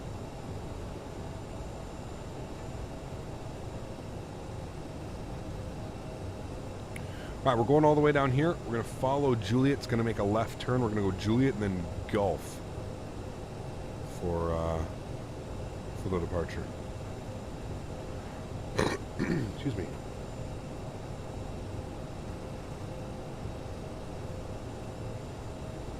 CRJ-9 is long and strong and bound. Get the friction on. It's a beast. Beast of a little airplane, man, that's for sure.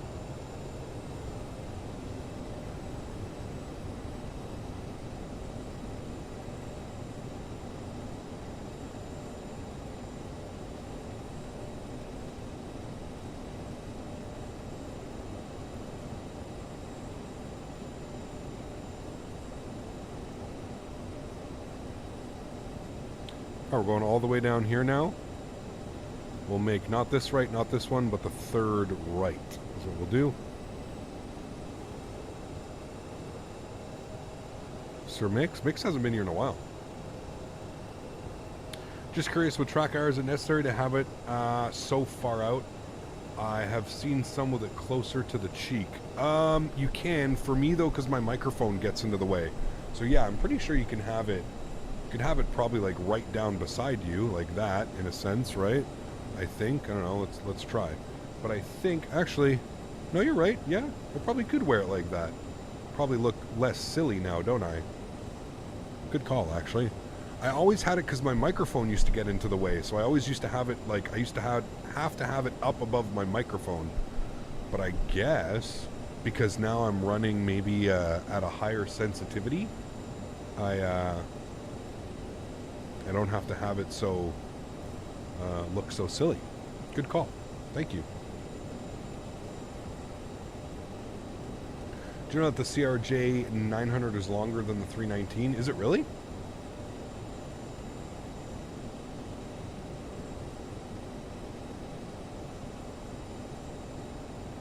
Chicago Center is calling me, chat. I'm going to stop for you. You go ahead, because now I've got Center contacting me.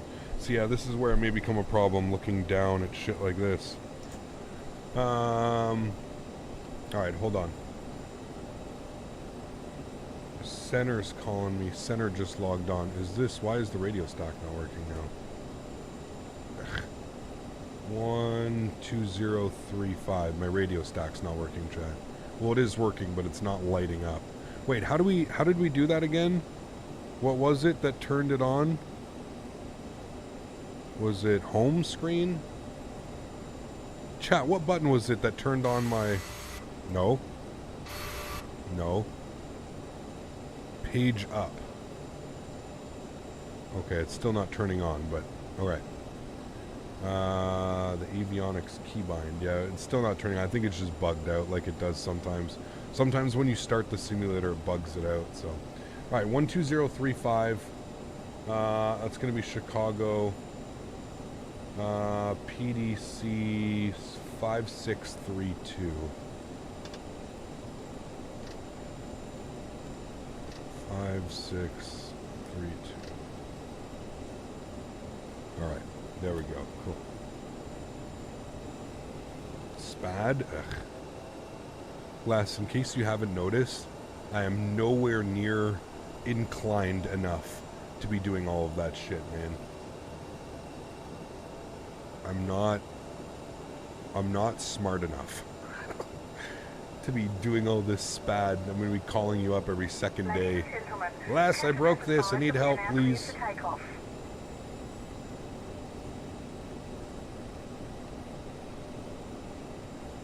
I have all the keybinds unbound, so it's all clicking. No. No.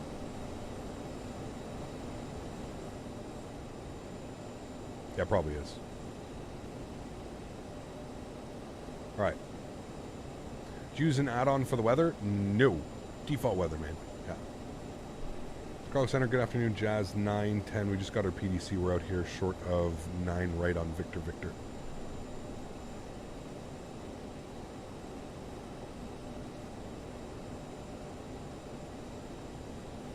Jazz 910, Staff Center, Roger. You're number 2. Just waiting for the aircraft in front of you to check on. Number 2, looks like he's pulling on the runway now for Jazz 910.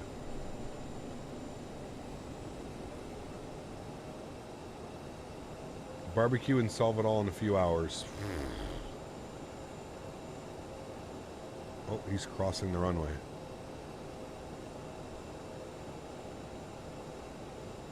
Is he going to a different one?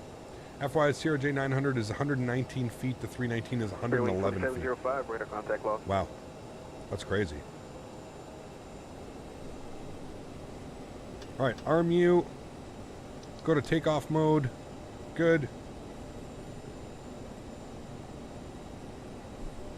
And Center Jazz 910. Looks like the aircraft in front is taxiing over to 9 left. Are we good to line up 9 right? Don't forget to close the APU door. Well, Yes, hopefully thank he you. calls me before crosses more runways. Jazz 910, runway 9 right, at Victor Victor. Clear for takeoff on departure, fly the runway heading, wind 100 at 9er. 9 right, clear for takeoff. After takeoff, runway heading. Jazz 910. Hey, got really sorry for that Air Canada. It was me. Just started the taxi and the sim crashed. Yeah, that's what it looked like, G4. It's all good, dude. That's what I kind of figured, man. I saw your, like, your airplane started to move. That's why I was like, something must have happened, man. Because he started moving. All right, all of our lights are on. Strobe lights, wing lights. Beautiful. Let's go. Charles, thanks for your subscription, man. Welcome aboard. Chat, look at how much better these runway textures are. And can we just take a second to look at how flat this runway is? Imagine if we landed on this runway without all the bumps and humps in it. It would have been crazy. All right, yoke cam's going on. Sounds are going up. Enjoy the departure, my friends. Catch you all on the other side. Throttles to 40%. Beautiful. Chrono's on. Let's get it, chat.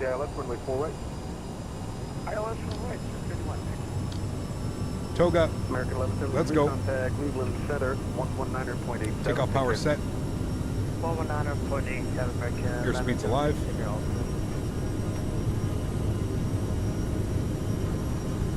$80 knots.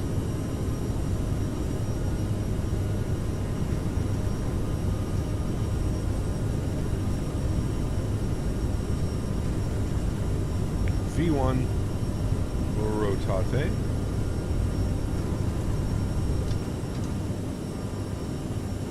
Positive rate, gear. Those lights look like they were floating a little bit on the runway. Again, I usually never take off on the 9s.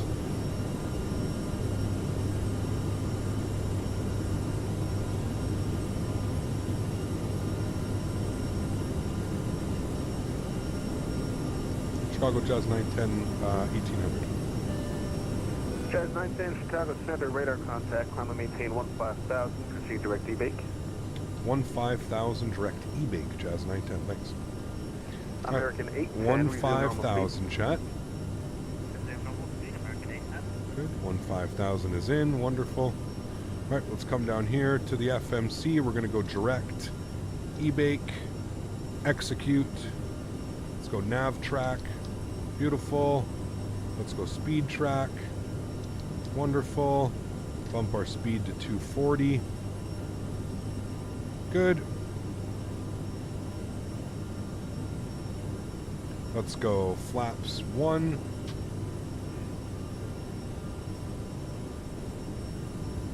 Yeah, Wisconsin 503. I don't think I gave it to you. The Milwaukee altimeter 3004. Let's go flaps clean. Wisconsin 503, thanks. And we're coming up into the soup, approaching 5,000 feet. Autopilot 1 on, back up into the flight deck. There we go. Nice. I would say that was another successful departure out of here. Johan, thanks so much, my man. Dropping the 140 South African ZAR. Huge no floaties too, man. Thank you very much. Didn't I pull the power back? I thought I did. There we go. Thank you. And then continue on South Cargo. Taxi light can come off. Wing light and logo lights can come off. Beautiful. En route. I think we forgot something here as well. I forgot to put our cruise level. Thanks for ATC. Have a good day. 370.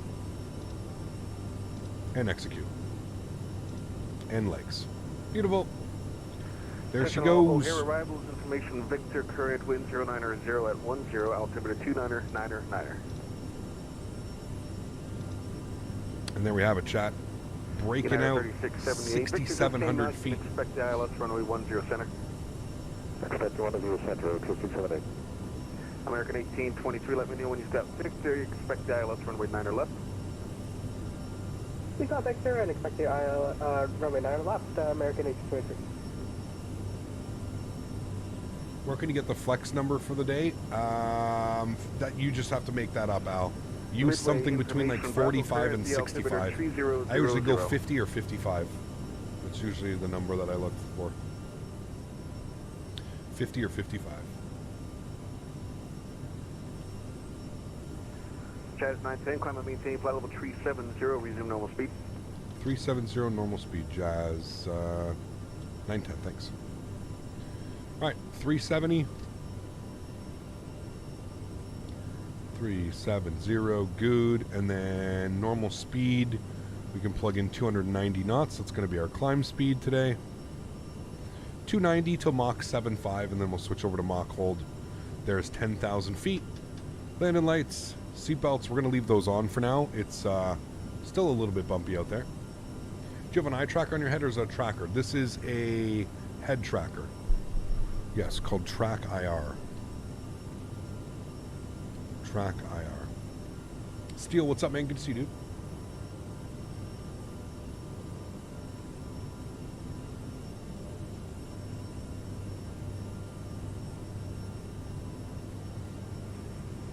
Chicago Center, Memphis 5057, 150, ready to tackle. Tango at the General Aviation, right? Steve, I really like this one. It's called the Neutron. The Neutron. It's got three different heats. Mike Tango Tango. Chicago Center, clearances on or request. watt Number 1 selections. You and 2, really and can't go wrong. They're just Call batteries. But yeah, I go back to these ones, the Neutrons. Tango Indy Aviation, thanks so much, man, for the 1,000 Costa Rican. Chicago Center. Huge no floaties to you, my friend. Thank you very much for your support, dude. I appreciate you, man. You're a big fan of the Fernway pens? Never heard of those, right, dog? Romeo. Are they batteries, or are they like pre-filled American pens? 5057, right, Foxtrot via Alpha 7, Romeo Golf. How's the RJ flying? Not bad, man. Not bad at all. Can't complain.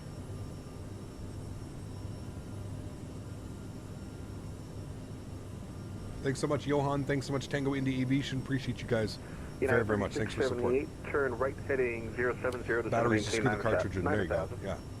That took longer than expected. Hey, man, you're back. We're back on our way to Toronto as well. American 1823, turn right heading We're climbing at 3,000 feet per minute, Chad. 3,000 feet per minute. Please turn heading 160 to 718. I'll take the PMDG out for a ride. It's going to be doing that now. Very cool. Enjoy, man. It's Southwest 681 has problem. Southwest 681, thank you. Proceed direct. Look at that, dude. Cross LP at 6,000. Cleared ILS. Runway 4 right approach to Midway. Tell me that isn't sexy right there, Chad. 4 right approach to Midway. The wife and I just booked to go to St. Lucia from YYZ. Looking forward to that landing. Nice. That's going to be badass, dude. That is going to be badass, 332 Chicago Center, welcome. Squawk 7347. Last time you flew in the CRJ, you said the views went down. Is this happening this time? Yeah, I'm pretty sure. 78. Proceed direct P-Paw on the localizer, runway 10 center, descend and maintain. Yeah, it's not, the RJ isn't the most popular of airplanes for me to fly. 5383 I-52. Clouds in the Sim are insane? Yeah, they are. You excited for the Tolas 320 Neo? Bobby Joe, if you want me to be dead honest with you, no. I personally don't see a need for it.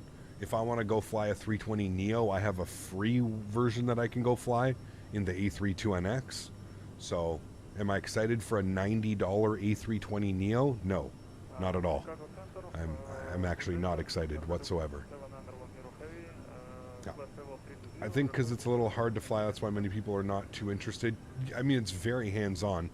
Yeah, it's a very hands-on jet for sure. But hopefully by me flying it, it makes it a little bit easier for some people that are having issues with it, you know? So yeah. You're fine, Tanush. You're fine, man.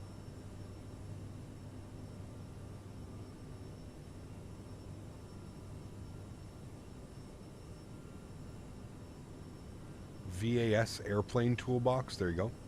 Good afternoon, Captain. Happy Saturday, buddy. Love that Air Canada Express delivery for the RJ-900 you got. Yeah, it's beautiful, dude. It is beautiful. It's fun to fly at something else. Yes, for sure. Yeah.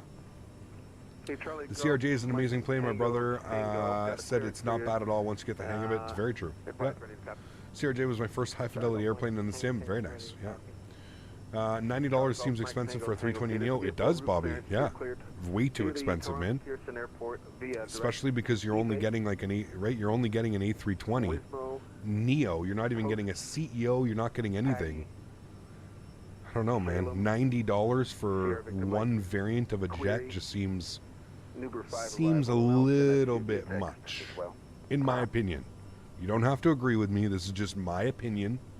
I'm not saying that they need to give it away for free, but I think somewhere between $40 and $50 probably would have been a lot more appropriate. You know what I mean? $50, you get one variant of an airplane, 2 different engines, an airplane that's not even really flown that much all over here in North America. I don't know. Didn't they do that with the 340-600? What's that, Kevin? They charged $90 for that jet. Yeah, $89.99, man. Really like the American Eagle livery? Yes, it is beautiful, Doink. I agree, man. Yeah. A lot of cheese for an aircraft considering it's free? Yes, that's what I mean. That's exactly it, Wayward. That's exactly what I'm comparing it to, is that it's cost far too much money when you can literally get... You can get Microsoft Flight Simulator for $60 and download the A32NX for free. Cheers and blue skies, Captain Canada. Simfanatic, thanks so much, man. Appreciate you, dude. Thank you for the $5 dono. That is extremely kind. Appreciate you, my friend. Thank you, thank you, thank you. And Mohammed dropping the 30 months. Thank you very much, Mohammed. Appreciate you as well, dude. Says he Cap, what do you use for landing rate tool? I forgot what it is. Exclamation point LRM. Exclamation point LRM. Brother also said the CRJs are super responsive in real life. He said it's like a commercial fighter jet. Yeah, dude, sports car. Sports car of the skies, man. Is that common in X-Plane, that cost level? Yes, it is, unfortunately. Yeah, the price. What I meant was that isn't a TOLUS norm. Charge $90 for a single, rarely used variant. I mean, here's the thing, Kevin. So, $90 is their new price model. And that's where it becomes kind of convoluted because you had the 319 that was being sold forever for $60. It's only recently that the 319 costs $90 as well. So you could have got the 319 for $60. They sold the 321 for $60, and then it was a $20 upgrade to get the Neo variant. So that's kind of where I'm saying I'm not quite sure where $90 falls in line with this. Is, you know, their old pricing model, they went from $69.99 to now $89.99. It's yeah, I don't know, man. Again, it kind of gives me shades of like the whole what's that the Challenger that came out. Remember the Challenger that came out for like 130 USD or something? $129.99 for a single Challenger, a business jet costing $130 in X-Plane. Yeah, it kind of gives me shades of that, man. I almost feel like developers in X-Plane just know that they're not going to sell very many products now, so they're just, the price is through the roof for these things, man. And I'm sure they're going to sell some copies. No doubt people are going to support TOLUS, but I just feel like it's kind of like, I get shades of that where you're almost like alienating the community into like, it's like, well, do I really want to pay, you know? That's insane, man. That's a really steep price to pay for, again, a single variant of an airplane. Like, you're not getting the CEO, you're not getting the Neo, you're only getting the Neo with 2 engine variants. I don't know, man. Yeah. No way I'm spending $130 on a small private jet. Yeah, I mean, now, to be fair, that private jet is amazing what they've done. It is incredible. It is incredible. But, again, it's, yeah. TOLUS's modeling is mediocre. TOLUS's modeling is not good, Bobby. I'll be the first to say it. The flaps don't look good. The nose of the airplane doesn't look good. They're not good. And you know why, Bobby? Because they don't do really any of the modeling. TOLUS buys the 3D model from Flight Factor. That's like been known forever. So TOLUS doesn't even do the 3D modeling, and I'm wondering if that's why the price of the airplane is the way that it is, because they have to basically buy their modeling and stuff. Yeah.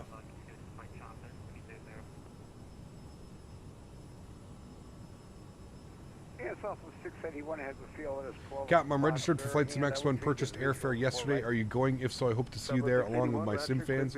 Yes, I will be there. Pardon me. I will be there. I'm actually going to be streaming live from the event as well, Simfanatic. So make sure you come by the Thrustmaster booth on Saturday. We'll be streaming live from the Thrustmaster booth. Should be a great time. We're going to flip this over to mock hold. 7.5 on the climb. Beautiful. 11,000. Could be worse, could be FSS and then E175. I mean, I guess you're right. I mean, that's just as, I would say that's probably just as bad. Yeah, Matthew. Yeah. Ecap, what is your AS filtering set at? What do you mean AS filtering, BJ? Sorry. The Challenger is worth it though, with you being able to walk around, sign load sheets. That's what I mean, Eric. It's they did an incredible job, but I'm still 130 USD for a biz jet. That's scary, man. If that doesn't scare you for the future of like where the price point for X-Plane add-ons is going, like what do you think they're going to charge for their A220 that they're developing right now, man? Like how much do you think that's going to be? If they're charging $130 for a business jet, how much do you think their A220 is going to be that they're developing right now? Now, it's probably going to take them 2 or 3 years to develop that. How much do you think that airplane's going to cost? Now, we could play, again, devil's advocate and say, well, Captain, more people are more inclined to buy an A220, so it'll probably be priced better, at which I would probably agree with you. I think more people would be more inclined to buy an A220 than people would be to buy a Challenger. See you at Flight Sim Expo, Captain Canada and Danbury. Yes. Huge no floaties to you, my friend. Thanks so much, Sim Fanatic. Celebrating and donating $10. Thank you very much, man. Appreciate you, dude. Thank you, thank you, thank you. That's extremely kind, my friend. And I'm excited to see you down there as well, man. It's going to be awesome. Come by, I'll have some stickers and thing. I think they'll be keep working on the E175. The new twin engine by FSS is legit. Hopefully, man, if they continue to work on it. Hopefully, man. Huge no floaties to you, my friend. Thank you so much again, Sim Fanatic. Appreciate you, man. Thank you. I think it could be realistically be less because of the higher demand. Yeah, I would agree with that, Joe. I would agree, but again, it kind of scares me for the future. Those prices, when you start getting up to 130 USD, you know, that's $160 Canadian. That's insane, man.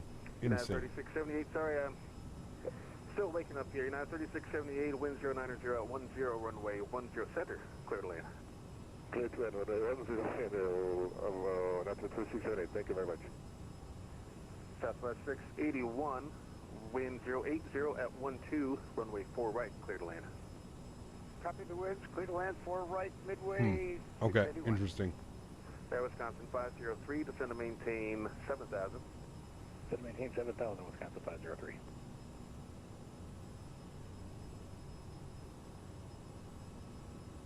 Cargo Lux 7910, cross fire. You're welcome. Been a big fan of yours for years, and I've done so much to inspire me and others here. A true gem. Cheers. Thanks, man. Appreciate you, Sim Fanatic. Look forward to seeing you down at the expo, my amigo.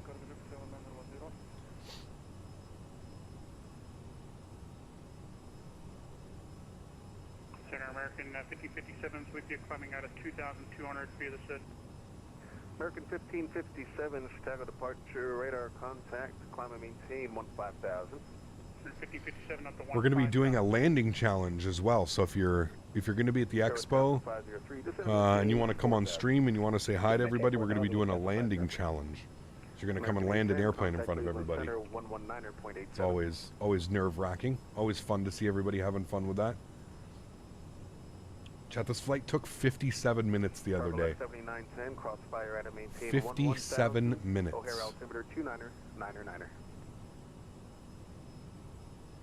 Was the flight time on this flight. Cam, can we wait to do cargo outs to the PMDG 777? Yes. I would keep my hard-earned $90 and spend it on Microsoft rather than X-Plane, which people rarely fly. But it depends, man. It depends. Like I said, for some people, it's going to be worth it. You know, for some people, spending the money, it's going to be worth it. And there's nothing wrong with that. It's just I have a hard time, you know, like I said, supporting that at that price point. That's a lot. Any thoughts for the next generation aviation flying? What last one was a blast? Yeah, I don't know when we'll, pardon me. I don't know when we'll get the next one done, but yeah. Do we get to pick the airplane we use for the landing? No. No, that'll make it too easy, Dan. It will be a select challenge. I haven't decided which one it's going to be yet, but it will be a specific landing challenge. I also have to check with Thrustmaster to see, because they're either gonna want me to use the joystick, the Airbus setup, or they're going to want to use the yoke. So it really depends on them. So then we'll either do a landing challenge in the 787, or we'll do a landing challenge in the 747 or something like that. So we'll have to see. Are you on frequency? All right, we're climbing up to 370, chat. We're almost there. Weather in Toronto has slightly shifted, actually. Winds are showing 310 at 5 knots. So technically, we should be landing 24 left. Charlie 3, Delta. Technically. And Zulu, hold short of runway 9 center. I'm wondering if they've switched in real life yet. Should be a Mike 2, Charlie 3, Delta, Zulu, American 1823. Is 24 right open yet in Toronto? Do we know? Yes or no? We could even land 3-3, but they usually don't land 3-3. Runway 23 or 24 left, chat. What should we do? Starting to think I need the CRJ or the MD-80 more hands-on with the basic autopilot functions. They're a lot of fun to fly. That's for sure, man. They are a lot of fun to fly. American 1557, resume normal speed. 1557 normal speed, and while They're landing 2-3. Okay. Real life's getting in the way. I'm gonna have to disconnect, and hope I can try this again later. American 1557. All right, no problem. Thanks for letting me know, and have a good day. All right, 37,000 feet, chat. Let's bring the throttles back here. Turn left heading 160. Left heading 160, Wisconsin 503. We'll aim for, once again, about 87, 86%. Jazz 908 on departure, fly heading 070, wind 090 at 10, runway 9 There's right 86. We'll aim for about 87 for now. I just realized I have a massive, I don't know how the hell I didn't notice that, a massive splinter in my hand. 2405, like, massive. I just noticed, like, I just was hurt my hand going over top. But give me a sec, John. I'm going to try and get this out of here.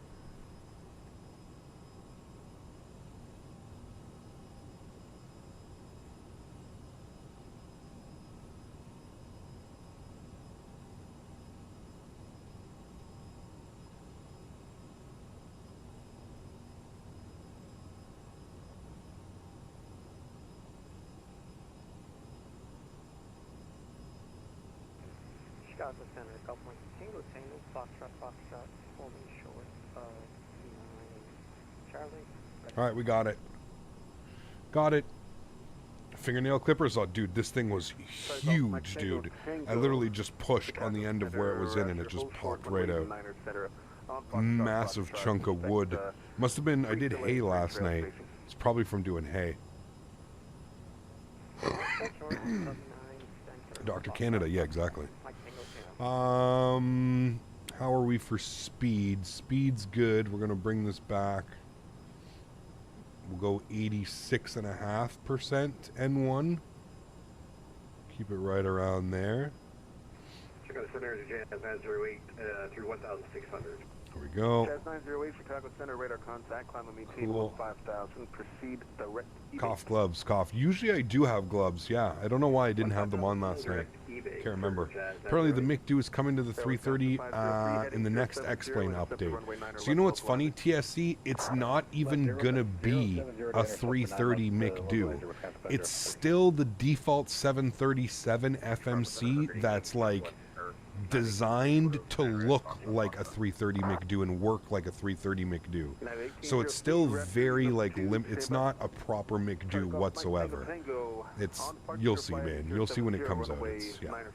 Is the RHG 77 better than the Captain Sim? I have no clue, Eric. I think they're both not good. Pretty sure they're both not very good. Clear for takeoff, runway 9 center, Gulf and film.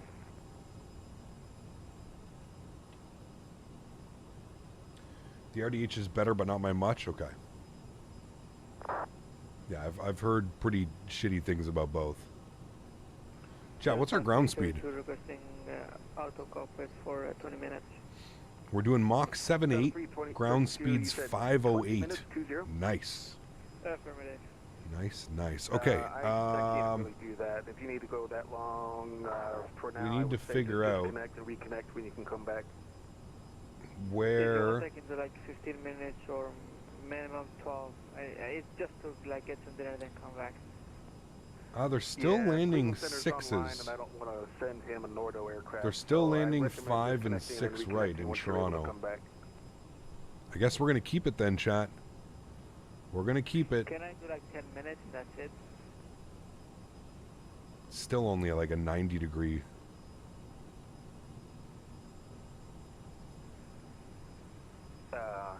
Delta 332. So much for Laminar working extremely hard. I mean, we'll see, dude. If you need to We'll see, step man. away for that long, just disconnect and then reconnect. We can come back. Okay, then Delta 332. Absolutely, Harold. And then they wonder why people get upset, man. You know, they wonder why people get upset. They wonder why people sit there and, you know, are like cursing. Verify climbing to 15,000. There, I see you're climbing now. You know, cursing the. We should be with Cleveland Center actually right now. Thank you. And What's Cleveland Center? Leaving Cleveland Center is 1987. Roger, 370 and 1987. I think he handed us off, but we missed it. 3 on departure fly runway heading. Runway 9er. American 810, descend at pilot discretion, maintain flight level 310. Captain, tortilla chips, white corn or yellow corn? Gotta go yellow. Yellow corn. Discretion, maintain flight level 310. Yeah.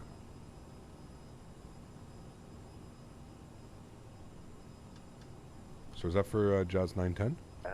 You there? So is that for Jazz 910? Jazz 910, affirm, descend at pilot's discretion, maintain flight level 310. Pilot's discretion 310. Thanks, Jazz 910. All right, pilot's discretion. We've still got about 70 miles for our descent. So, cool little feature here. We can come down here, go to MFD menu, and we can turn on our VNAV, and then it'll actually show you top of descent in 8 minutes 70 miles. 8 minutes 70 miles. CRJ is so much fun to fly. It is definitely hands-on. It is a very hands-on jet. Hey, Kev, do you think Majestic Dash 8 will come out this year? I hope so, Mohammed, but I don't know. I don't know, man. I don't want to speculate. I really, truly don't know, man. I don't know. 777 and the 76 are both reskinned 747s. Yes, they're not good. I agree with you. No. Real Weiberg, what's up, man? Good to see you, dude.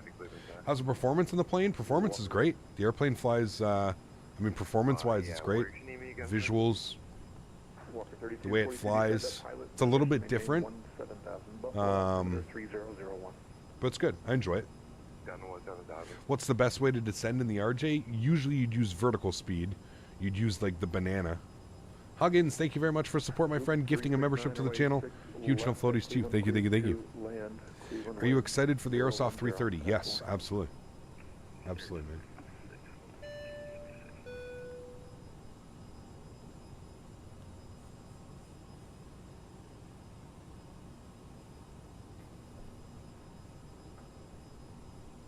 Remember, guys, if you are enjoying the content, don't forget to smash down that thumbs up button. We are going for 300 likes today. We've got some fun flights planned for tomorrow. We're going to be flying out of LAX, so that'll be awesome. We're going to go LAX to Sacramento. We're going to go check out some scenery. We got some new scenery for Sacramento, so that should be fun. I have no clue if it's good. It's been requested in chat. Somebody mentioned that it was out. Somebody mentioned that it was good as well. Actually, I think I have screenshots somewhere. 280 or greater, Canada 703. Yeah, we can do that. Walker 3242, do not exceed 280 knots. Do not exceed 280, Walker 3242. Walker 3242, traffic 12 o'clock, 10 miles northwestbound at flight level 270, descending in Air Canada A320, also bound for Toronto. Here. Let me see if I can find it.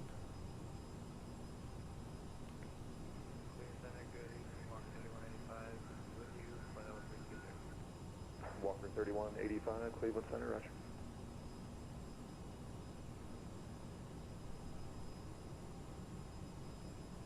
Air Canada 940, Cleveland. All right, chat, what do we think? This is the scenery that was released. Double T Sacramento. American 1173, expect the ILS runway 28 left. I mean, it's Sacramento. It looks good. Runway, the textures look a little defaultish. Could be a little bit better, but the terminals look good. I think it brings good, looks like it, judging almost by these buildings, it almost looks like it's a port over. That looks good, though. The Southwest little terminal over here, that looks good.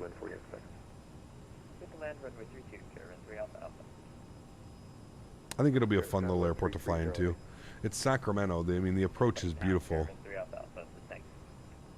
Swoop 369, cross runway 6 right. It says handmade PBR ground markings and textures. Delta 2847, runway 3 right, cleared to land, Detroit wind, calm. Alright, 3 right, cleared to land, Delta 2847.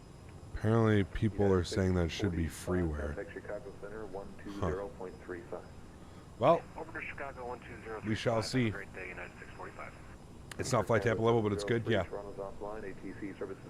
Yeah, it looks just okay. I do feel that that's way too big of a price. 17 euro. That's like 26, 27 CAD. There's a whole bunch of traffic there at Toronto. Yeah. Walker 3242, Toronto's offline. Frequency. If you like flying Southwest, it's a great airport for you, kind of like OKC and BNA. True. Yeah, true. For us, I think it'll be good. I think we can. I think it's a nice change from like always flying into San Jose or San Francisco, right? That's why I'm kind of looking at it from my perspective. It gives us a little bit of a different option because we usually either fly into San Jose or San Francisco. Those are really the only two airports in the area. So I think it adds. I think it adds to the experience. Definitely looks like it should be less than $15. I 100% agree with you on that one. Yep, 100%. Caravan 3 Alpha Alpha, taxi to parking, cross runway 23. Exit to parking, we'll take hotel and cross runway 23, Caravan 3 Alpha Alpha. Any news on Flight Tampa? Seems like a long time. Yeah, I agree. Heavy, fly heading 1 It has been. Yeah. 5,000 radar vectors, ILS 28 right. Now, to be fair, chat, I've learned a lot of these developers don't have the best computers. So when I see screenshots and stuff, I also have to take in mind that they may not have the best computer. They may not be taking screenshots of a high-end preset, right? So you always have to remember that. Pardon me. You always have to remember that some developers don't necessarily have the best computers, so it makes it for a little bit of a. You have to decide. I forgot what it was. I bought scenery recently, and it was kind of the same thing. Like the screenshots were like very mediocre. I ended up getting the scenery, and I actually loaded in, and I actually thought it was quite nice. So yeah. Did you see if there's a Payware Tahoe Airport? No, I don't think there is. I know there's a freeware Reno that's pretty good. I think. Yeah. I agree, Symphonic. Yeah, Flight Tampa is definitely on par with some of the best. Yeah. What is Flight Tampa's next airport? Was supposed to be Amsterdam. I know that they've got Amsterdam, Montreal, and Saint Martin. I think those are like the next 3 that are coming. But I'm pretty sure Amsterdam was supposed to be up. Cleveland Center, Delta 2692, squawk 510. Exactly, Les. 3 at Detroit with Mike for taxi. Delta 2692, runway 3 left, taxi via Juliet, Papa. Yeah, Reno is nice. Tucson as well, Mopar. Yeah, we flew out of Tucson not that long ago. It was real nice, man. Yeah. Yes, yes, yes. All right, chat. We are getting close. Top of descent is in 10 miles. It's cleared us down to 31,000. That's it so far. So we're going to go down to 31. That'll be our initial descent. We'll plan from there. We've got 31 in. He should... We're still over his airspace for quite a little bit. What's everybody doing into Toronto right now? Okay, people are still landing on the 6s and 5s. That's good. United 645, contact Chicago Center 120.35. I'm right on the coast of like where he controls. Is Aerosoft ever going to release the 330? I hope so, man. Hope so, dude. Jazz 910, Jazz, leave my airspace. Toronto's offline. ATC services are terminated. Frequency change approved. Unicom for Jazz 910. Thanks for ATC, dude. We'll see you soon. National Cargo 607, Cleveland, radar All right, contact. apparently 320. we hit our descent. I don't know, the airplane, I forgot it's an RJ, man. It does weird things. It doesn't fly direct to the waypoint sometimes. It like cuts turns and stuff. Does weird things. Power's coming back here a little bit. Now that he's offline, we're going to go all the way down to, I think it's 7,000? 8,000 for Botum. That's what we want? No, we don't want those ones. We want these ones. Yeah, there we go. 7,000 at Ikbat. So we'll descend 7,000. That'll be our waypoint. 7,000. Good. And we are descending now into Tirana. We left the seatbelt signs on apparently, so that's good. What aircraft will we fly tomorrow? This one. Gonna fly this one out of LAX. In and out of LAX, so it should be a lot of fun tomorrow, man. I know they're having some crazy weather, I think, in LA right now, so hey, hopefully we get crazy weather tomorrow and it continues for us. What runway? We are planning 6 right. 6 right.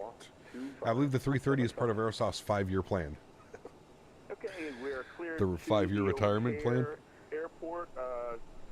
Just found a Lake Tahoe scenery for €650. Might check it out. Interesting. There you go. Lake Tahoe, though. That's a GA airport, Willie. Crazy weather. Yeah, rain for more than 25 minutes. Should fly out of John Wayne. We did that not too long ago, Bobby. I think like a couple weeks ago we flew in. My opinion, I really like the Asobo update TNCM from the 40th anniversary. Looks great and has that nice interior. Nice. I think that's the one I'm using now as well, Captain Dom.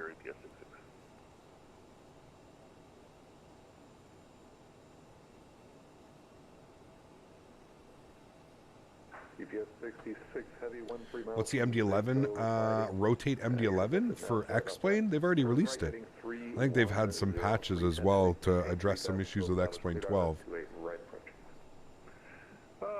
310, maintain 3 south, still established, code Alice 28 right, UPS 66. American 1173, turn 10 degrees. I was supposed to go over to Unicom, chat. Time to go to left, American 1173. Walker 3185, descend at pilot's discretion, maintain 17,000. We got so caught up on the descent. There we go. Over to Unicom. All right, cool.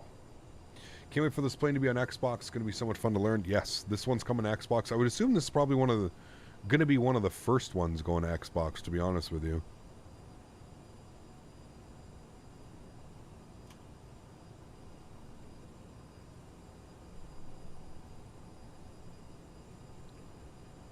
There is a Jazz from LaGuardia coming in right now on 6 right in real life. Jazz. What's he at? He's at 1,600 feet. And behind him, there's a Air Canada Rouge from Punta Cana. A 4-year-old A321. And there's a Speedbird from London Heathrow 777 coming in as well right now on 05. Interesting. And who's this? An Aer Lingus A321 Neo coming in from Dublin as well. This is why Toronto's cool, man. So many cool ass flights going to Toronto. A CRJ-900 just departed on its way out to Cleveland. Crazy. There's an Air Canada holding short of the British Airways on runway 5 going to Winnipeg. A 320. Chat, you're lucky I didn't take you to Winnipeg. Yeah. Is the Speedbird Sasha? Correct. Correct. Correct. All right, 290 is the speed we're aiming for. Pardon me, is the speed we're aiming for. We're descending now. We need to be at Ikbat for 220 knots, 7,000 feet. So we're looking good. Looking good. Imagine the pain of being stuck in an RJ to Cleveland. It's not a long flight, but I think it's more you're talking about to Cleveland. Nobody goes to Cleveland. Stop lying, Cap. Is that true? What's wrong with Cleveland? I feel like a lot of people go to Cleveland, chat, no?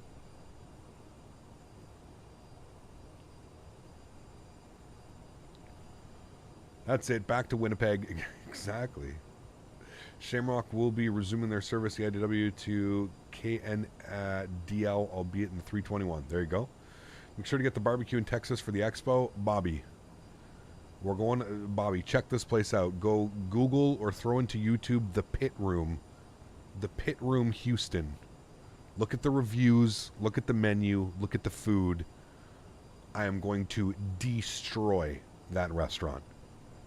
This will be a major league eating competition. Not even a competition. We're just going to go ham. Major league eating.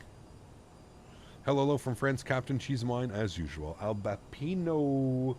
How are you, my friend? Good to see you, dude. Welcome aboard.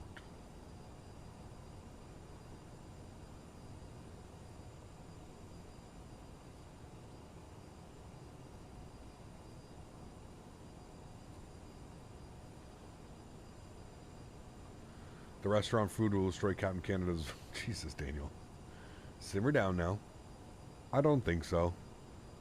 Should be good when it comes to like that type of stuff. Just have to be careful with like spicy foods and... Yeah. You can usually trust barbecue. Barbecue's, you know, it's cooked long enough. It's... Yeah. I don't think anybody flies to Cleveland. Fake flight. Hey Cap, I'm late. What's going on, Indigo? Good to see you, man.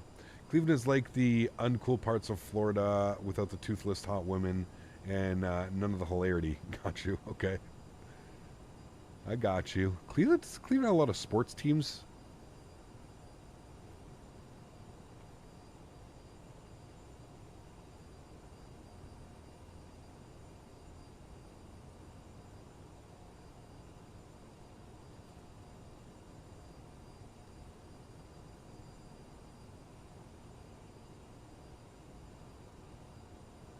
We're going to set up the replay. Yeah, I've got it all ready to go. May just have to spam it and remind me.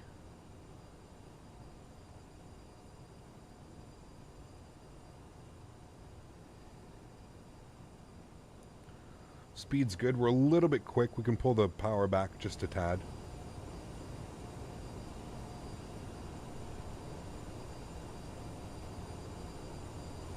Ohioans? Ohioans? Ohioans? Is that what you say? Is that how you say it?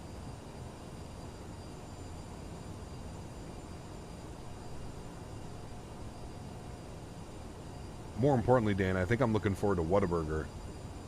Gotta hit up Whataburger. Gotta hit up In-N-Out. In-N-Out's like all the way on the other side of the city, but I feel like we gotta hit up In-N-Out.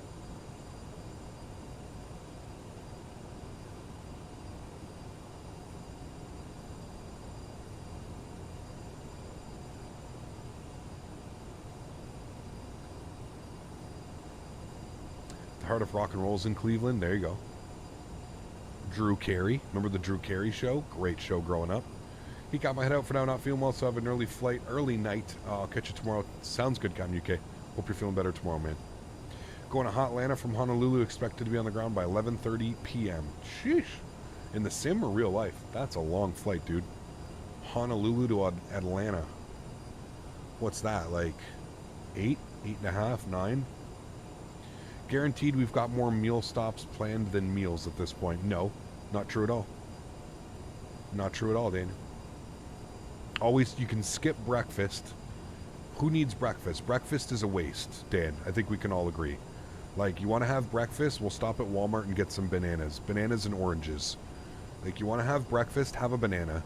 Then we just cram lunch and dinner. Lunch and dinner, we're there for 5 days. That's 10 solid meals.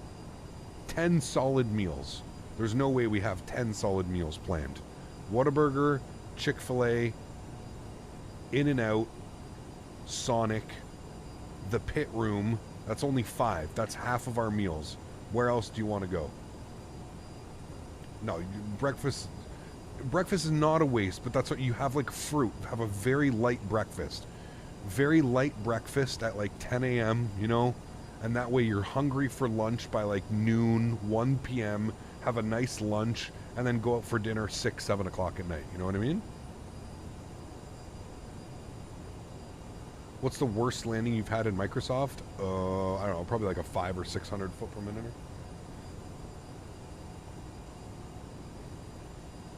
Papacitos, yes, we got to go there once. Okay, that's 6.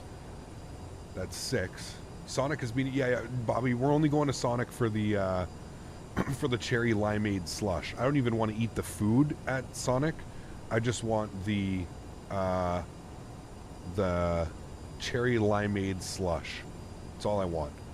Waffle House, okay, that's 7. Definitely have to go to Waffle House. I agree with you.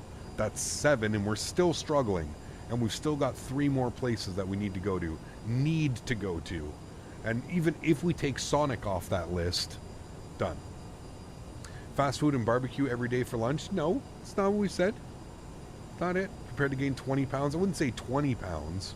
I would say probably a good 5 pounds, yeah. I'll be working to burn off. I plan on losing like 5 to 10 pounds, Joe, but I'll probably put it all back on.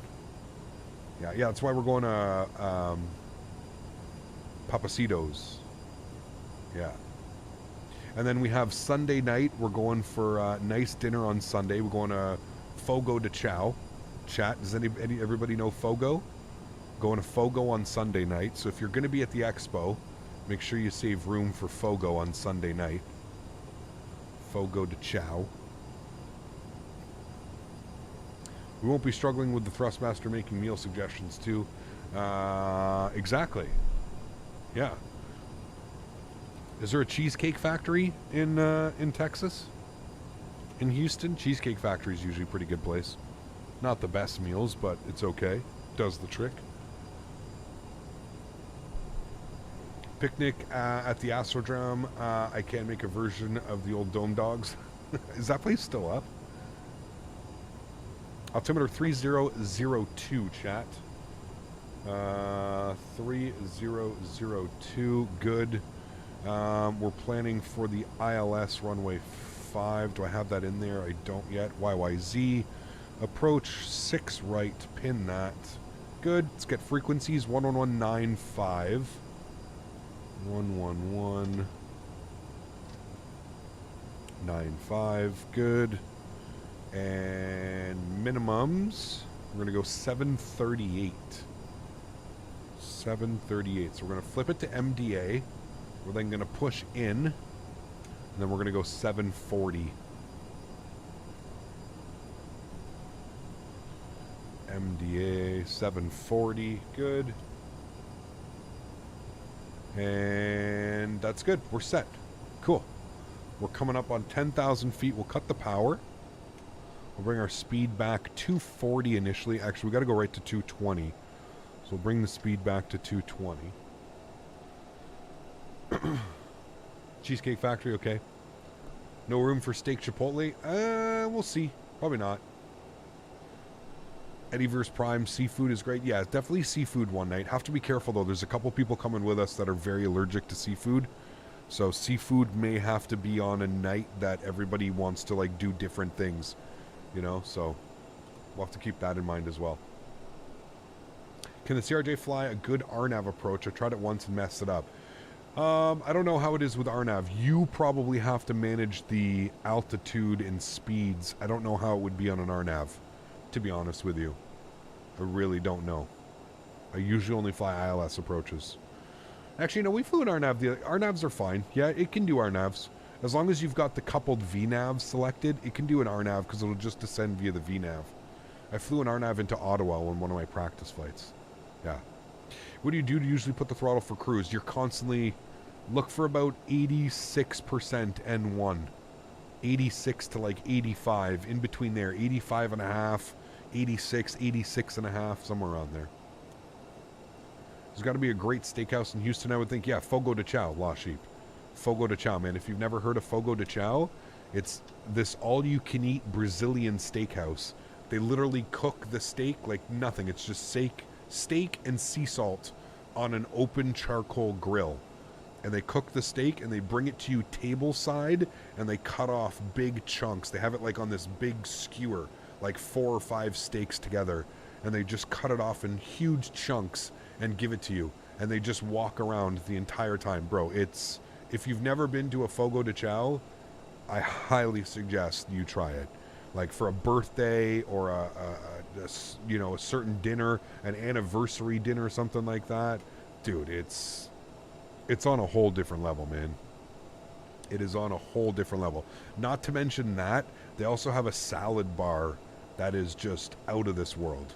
And they also serve like chicken. Yeah, it's chicken, sausages, pork. They serve everything. It's not just steak. They literally come around with everything. Oh, man. And they have this bread. Chat, the dough is mixed with cheese. And they make these little cheesy buns. And there's like a garlic butter that you put on it. Oh, fuck, man. It's oh boy, it's an incredible experience. Let me just say that, okay? Incredible experience. Let's take this down to 4,000 feet now. Just heard the horn. 4,000 feet descending. Bro, like I said, it's an experience, and that's why we always do it. Like when we all get together for these types of these dinners and these meals, we usually do it on the last night because you need to just basically go home and sleep afterwards. Like after you're in that restaurant for like an hour and a half, 2 hours, you go home and sleep. Just go home and sleep, dude. Like it is, man. Those cheesy buns are off the chart, dude. The problem is I want to eat so many of them, but I have to remind myself that like you're paying to come here for like the steak and like to try, picanha and ribeye and prime rib and all the cuts of meat that they serve as well. So it's like, damn, dude, gotta control yourself. Gotta control. Did you take yourself off speed? You did. Why? You should be back in VNAV.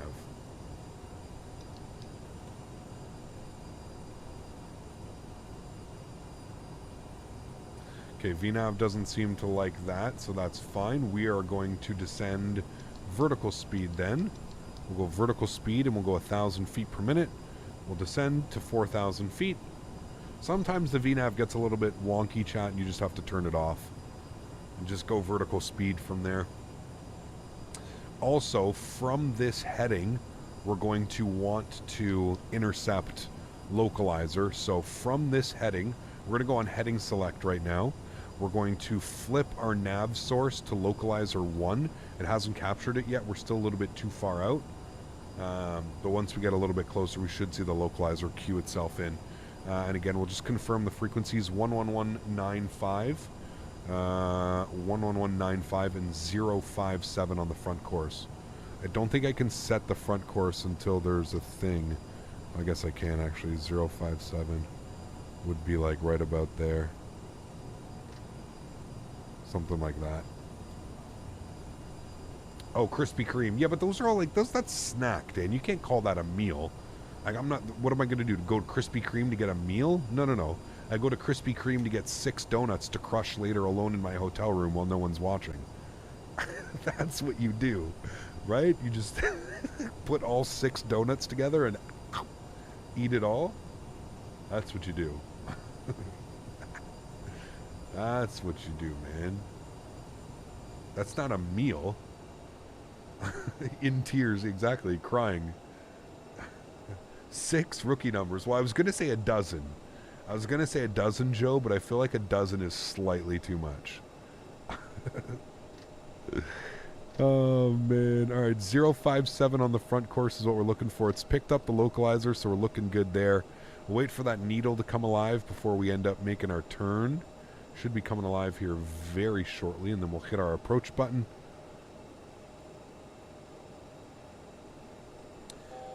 We can bring ourselves down to 3,000 feet. We'll continue the descent at 1,000 feet per minute.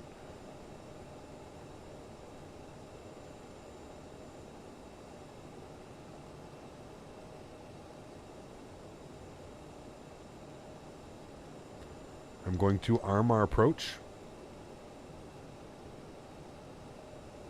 There's localizer. Beautiful. Speed's good at 210 right there.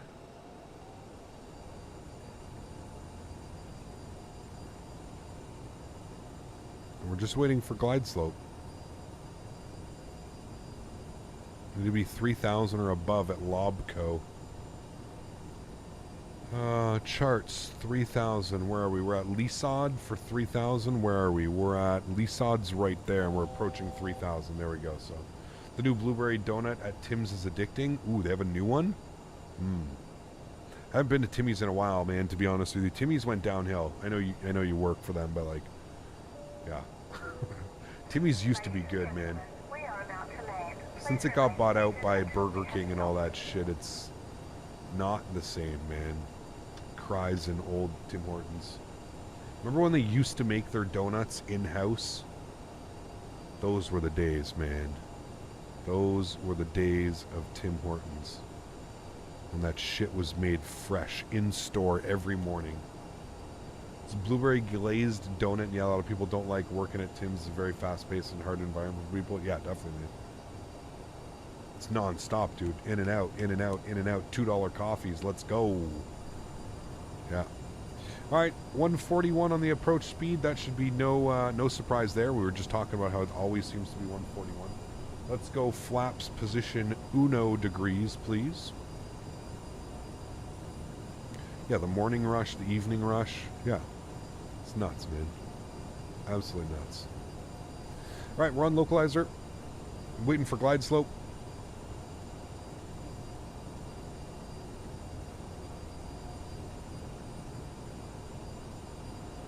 Tim's has flatbread pizza out in the prairies. It's surprisingly good. Interesting. Here comes glide slope. I think it's coming alive. There's 190 on the speed. Man, we are getting rocked around, chat. Like, holy macaroni. I know it doesn't look like it from this view, but inside the cockpit, it is just bump central. Blaze, what's up, man? Good to see you, dude. Remember, guys, don't forget to smash down the thumbs up. We're looking for 300 likes. 300 likes on today's stream. Glide slope's about to come alive. Speed's looking good. We're just between 190 and 180. We've got traffic out in front of us about 5 miles. So it's good. Should be no issue.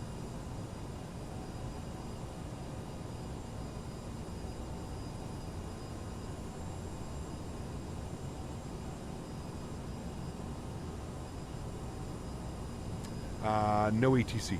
No. No ATC, unfortunately. We had ATC earlier, so. Alright, here comes glide slope. Wait for glide slope to go green. There it is. Glide slope captured. And there goes glide slope. Beautiful. Go ahead and go gear down. Flaps 8 degrees. BK has done me like that too. Uh-oh. Alright, let's bring all our speed back all the way to 141.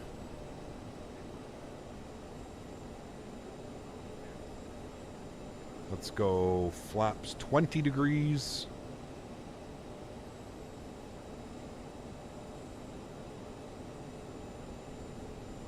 Let's go flaps 30 degrees. And there's 160. Let's go flaps 45 degrees, which will be our landing flaps. Beautiful. Increase a little bit of power there. Cool. Ready to go, chat? Let's get the replay going.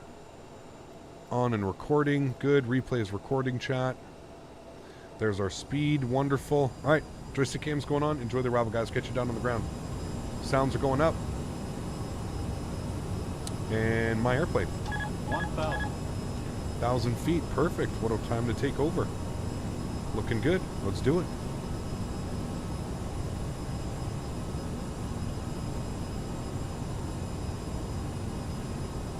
Alright, landing checklist. Gear down 3 green. Flaps are full and indicated. Ground spoilers and reversers are armed. We are looking good, chat. Control traffic, Jazz 910, 3 mile final, 6 right to Toronto. Alright. Traffic has been advised.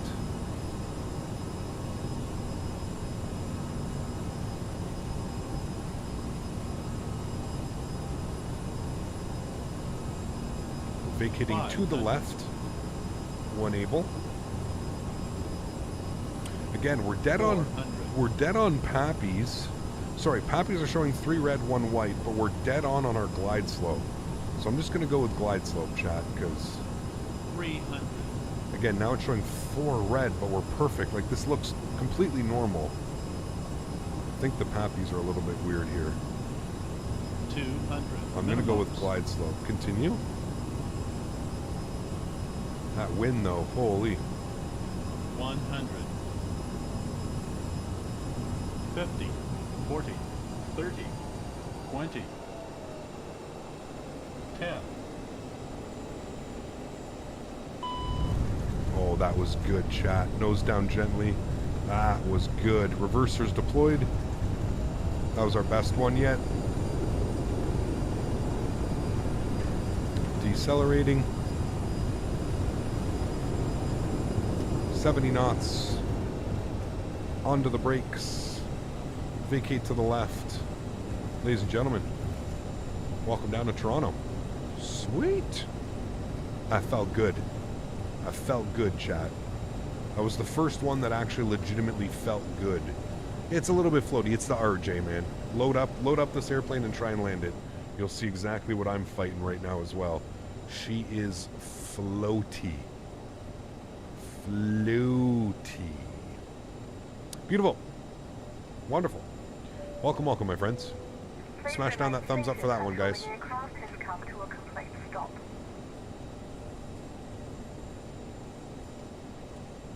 Okay, we're good to cross. I don't see anybody. We're good. Cool. AP doors opened. Beautiful. Got our landing lights off, strobe lights off, wing lights off. Good. Everything's good up there. APU doors open. We'll spool up the APU. We're going in this way, and we're going to gate. I don't even know if it's going to know the gate. We'll see if we can figure it out.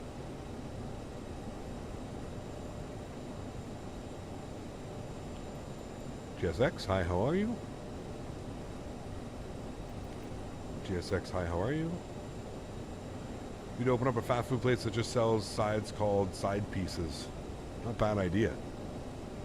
Not a bad idea. GSX, are you having trouble? Definitely looks like you are. Okay. Starting to think the Phoenix are not going to bring the IEs. No, they are, man. We're getting version 2 of the airplane, and I can almost bet your bottom dollar version 2 of the airplane is going to include the IE engines and the sharklets. I think that's, yeah.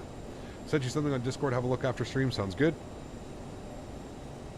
I don't know why GSX isn't working. We could probably restart it down here. Where are you? GSX, restart. Let's see if that works. IE is coming at some point 100%. Yeah, they are. Is that normal speed for all aircraft for landing 140s? No. Every airplane's going to be different, Gigliotis. Yeah. Every airplane is going to be a little bit different.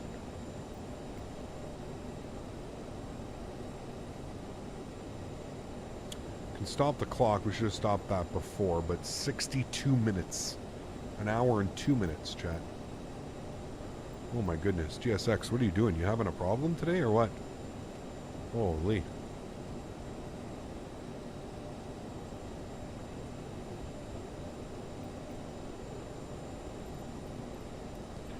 Gate. We need 160 something. What is it? Hold on. 164? 165. We'll go 166B. No. Okay. 166B. Where are you guys? Wait, I passed you. Oh no, I'm coming. Okay, can we take 164B? Change. 164B. Let's see if it has it. No. 162? Sure. 162. We'll go in here, chat.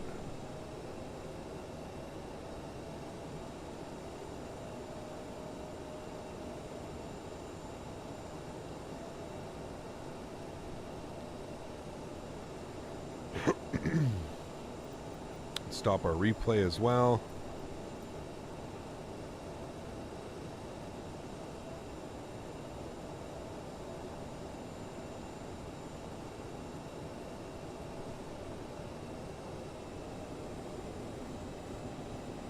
Jonathan, 23 months, my man. Huge no floaties to you, dude. Thank you very, very much for your continued support of the channel, my friend. That is absolutely epic, man. Thank you, dude. Appreciate you. One more month till you've got that 2-year badge. Oh, baby. Thank you, dude. Appreciate the support, my man.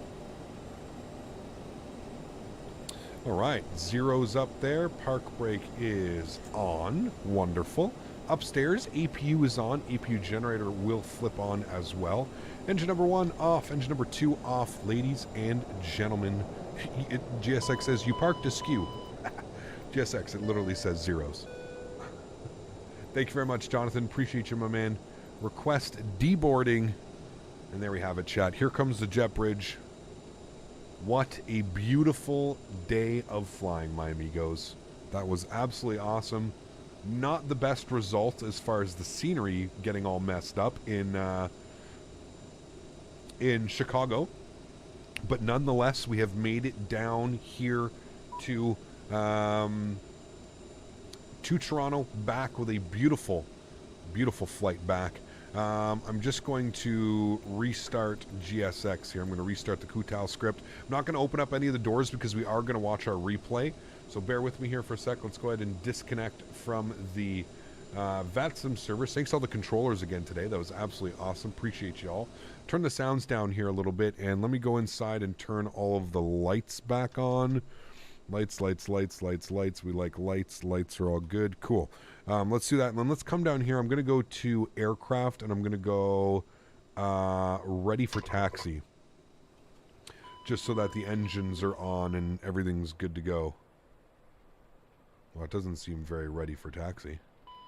Okay, I guess I got to give it a second here. Engines are spooling up. It doesn't look very ready to taxi. 40 hours of flying, I'm a madman. Sheesh. What's tomorrow flights look like? LA to Sacramento, back to LA. So tomorrow's going to be a lot of fun, man. Flying the RJ into LA. I don't know who we're going to be flying SkyWest. But I don't know if it's going to be for American or it's going to be for Delta. I'm honestly not sure. So it should be fun. Regardless, it should be awesome. Yeah. Does the CRJ have any American Eagle liveries? I think so, Willie. Yeah, there should be some, man. I'll do some research tonight. I'll figure out exactly who does this flight and stuff like that. So take care, Real Weiberg. That's a crazy flight, dude. You're wild, man. You are wild. Okay, there we go. Everything should be back on and available. I'm just waiting for...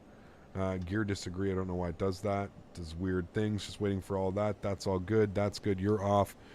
Engines are stabilized. Okay, cool. We should be able to hit the play button on the replay. There we go. There's the play button. We'll bring this in here a little bit. We don't need to watch it from there. You can watch it from right about there. I'll give you guys a nice little wing view of the RJ coming in, shall we? Turn on the lights. The replay is coming. Exactly. Have to be prepared.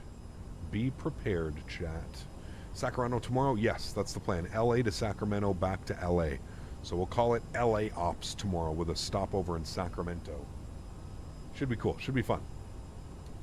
American does the flight in the RJ-900. Ooh, we may be in the 700 tomorrow then, chat. Even more fun. I didn't think about that. We'll probably do the 700 then tomorrow, doink. American does the flight, so it'll be, what, SkyWest in the American Eagle livery?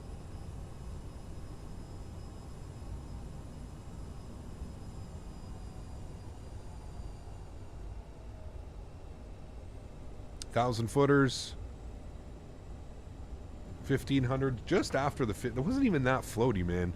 It really wasn't even that floaty, dude. Well within the touchdown marks. I would call that a great landing, chat. I would say that that's by far the best landing we've had in this in a while. So, American Eagle operates the CRJ-900, and Delta does the E-175. Okay, cool. So we'll do American Eagle tomorrow then. That's the plan. American Eagle out of LA to Sacramento and back to LA. It'll be a blast to fly this into LA, man. The little RJ into LAX, dude. It'll be an absolute blast. It will be a lot of fun tomorrow. Hopefully we can get some ATC as it's Sunday. But yeah, super happy with that one. Well, everyone, that is going to go ahead and wrap up today's live stream. If you haven't done so, please don't forget to smash down that thumbs up button. If you haven't done so as well, please don't forget to hit that subscribe button. Absolutely epic today, hanging out with you guys and doing these flights from Toronto to Chicago, back to Toronto. Again, apologize about the weird scenery glitch in Chicago, but at least we figured out what's going on. Definitely a little bug going on there, but nonetheless was a great flight. I hope you guys enjoyed it as much as I did. I'm going to leave you guys with the outro music here. You guys know the plan for tomorrow then. Looks like we're going to be in the CRJ-900 American Eagle Ops from LA to Sacramento. It's going to be a blast. It's going to be absolutely great. I hope you guys are looking forward to that one as much as I am. And then on Monday, we're going to do some Delta RJ Ops from Denver to Jackson Hole. So a pretty fun next couple of days, guys. It's going to be some interesting flights, some beautiful visuals. So I'm looking forward to that. Should be a lot of fun. Here comes the outro music. Guys, members, mods, donators, sponsors, thank you all so much for everything that you do for the channel. I really do appreciate y'all. Thank you very, very much for your support. 401 seems kind of empty today, only a couple cars. Appreciate y'all. Thank you very much for your support, man. To everybody else that cannot donate using a monetary value, I want to thank you guys just as much for being here and hanging out. So appreciate y'all. I hope you guys have a great Saturday evening. Looking forward to hanging out with you all tomorrow for some American Eagle Ops. Should be a blast. Happy landings, my friends.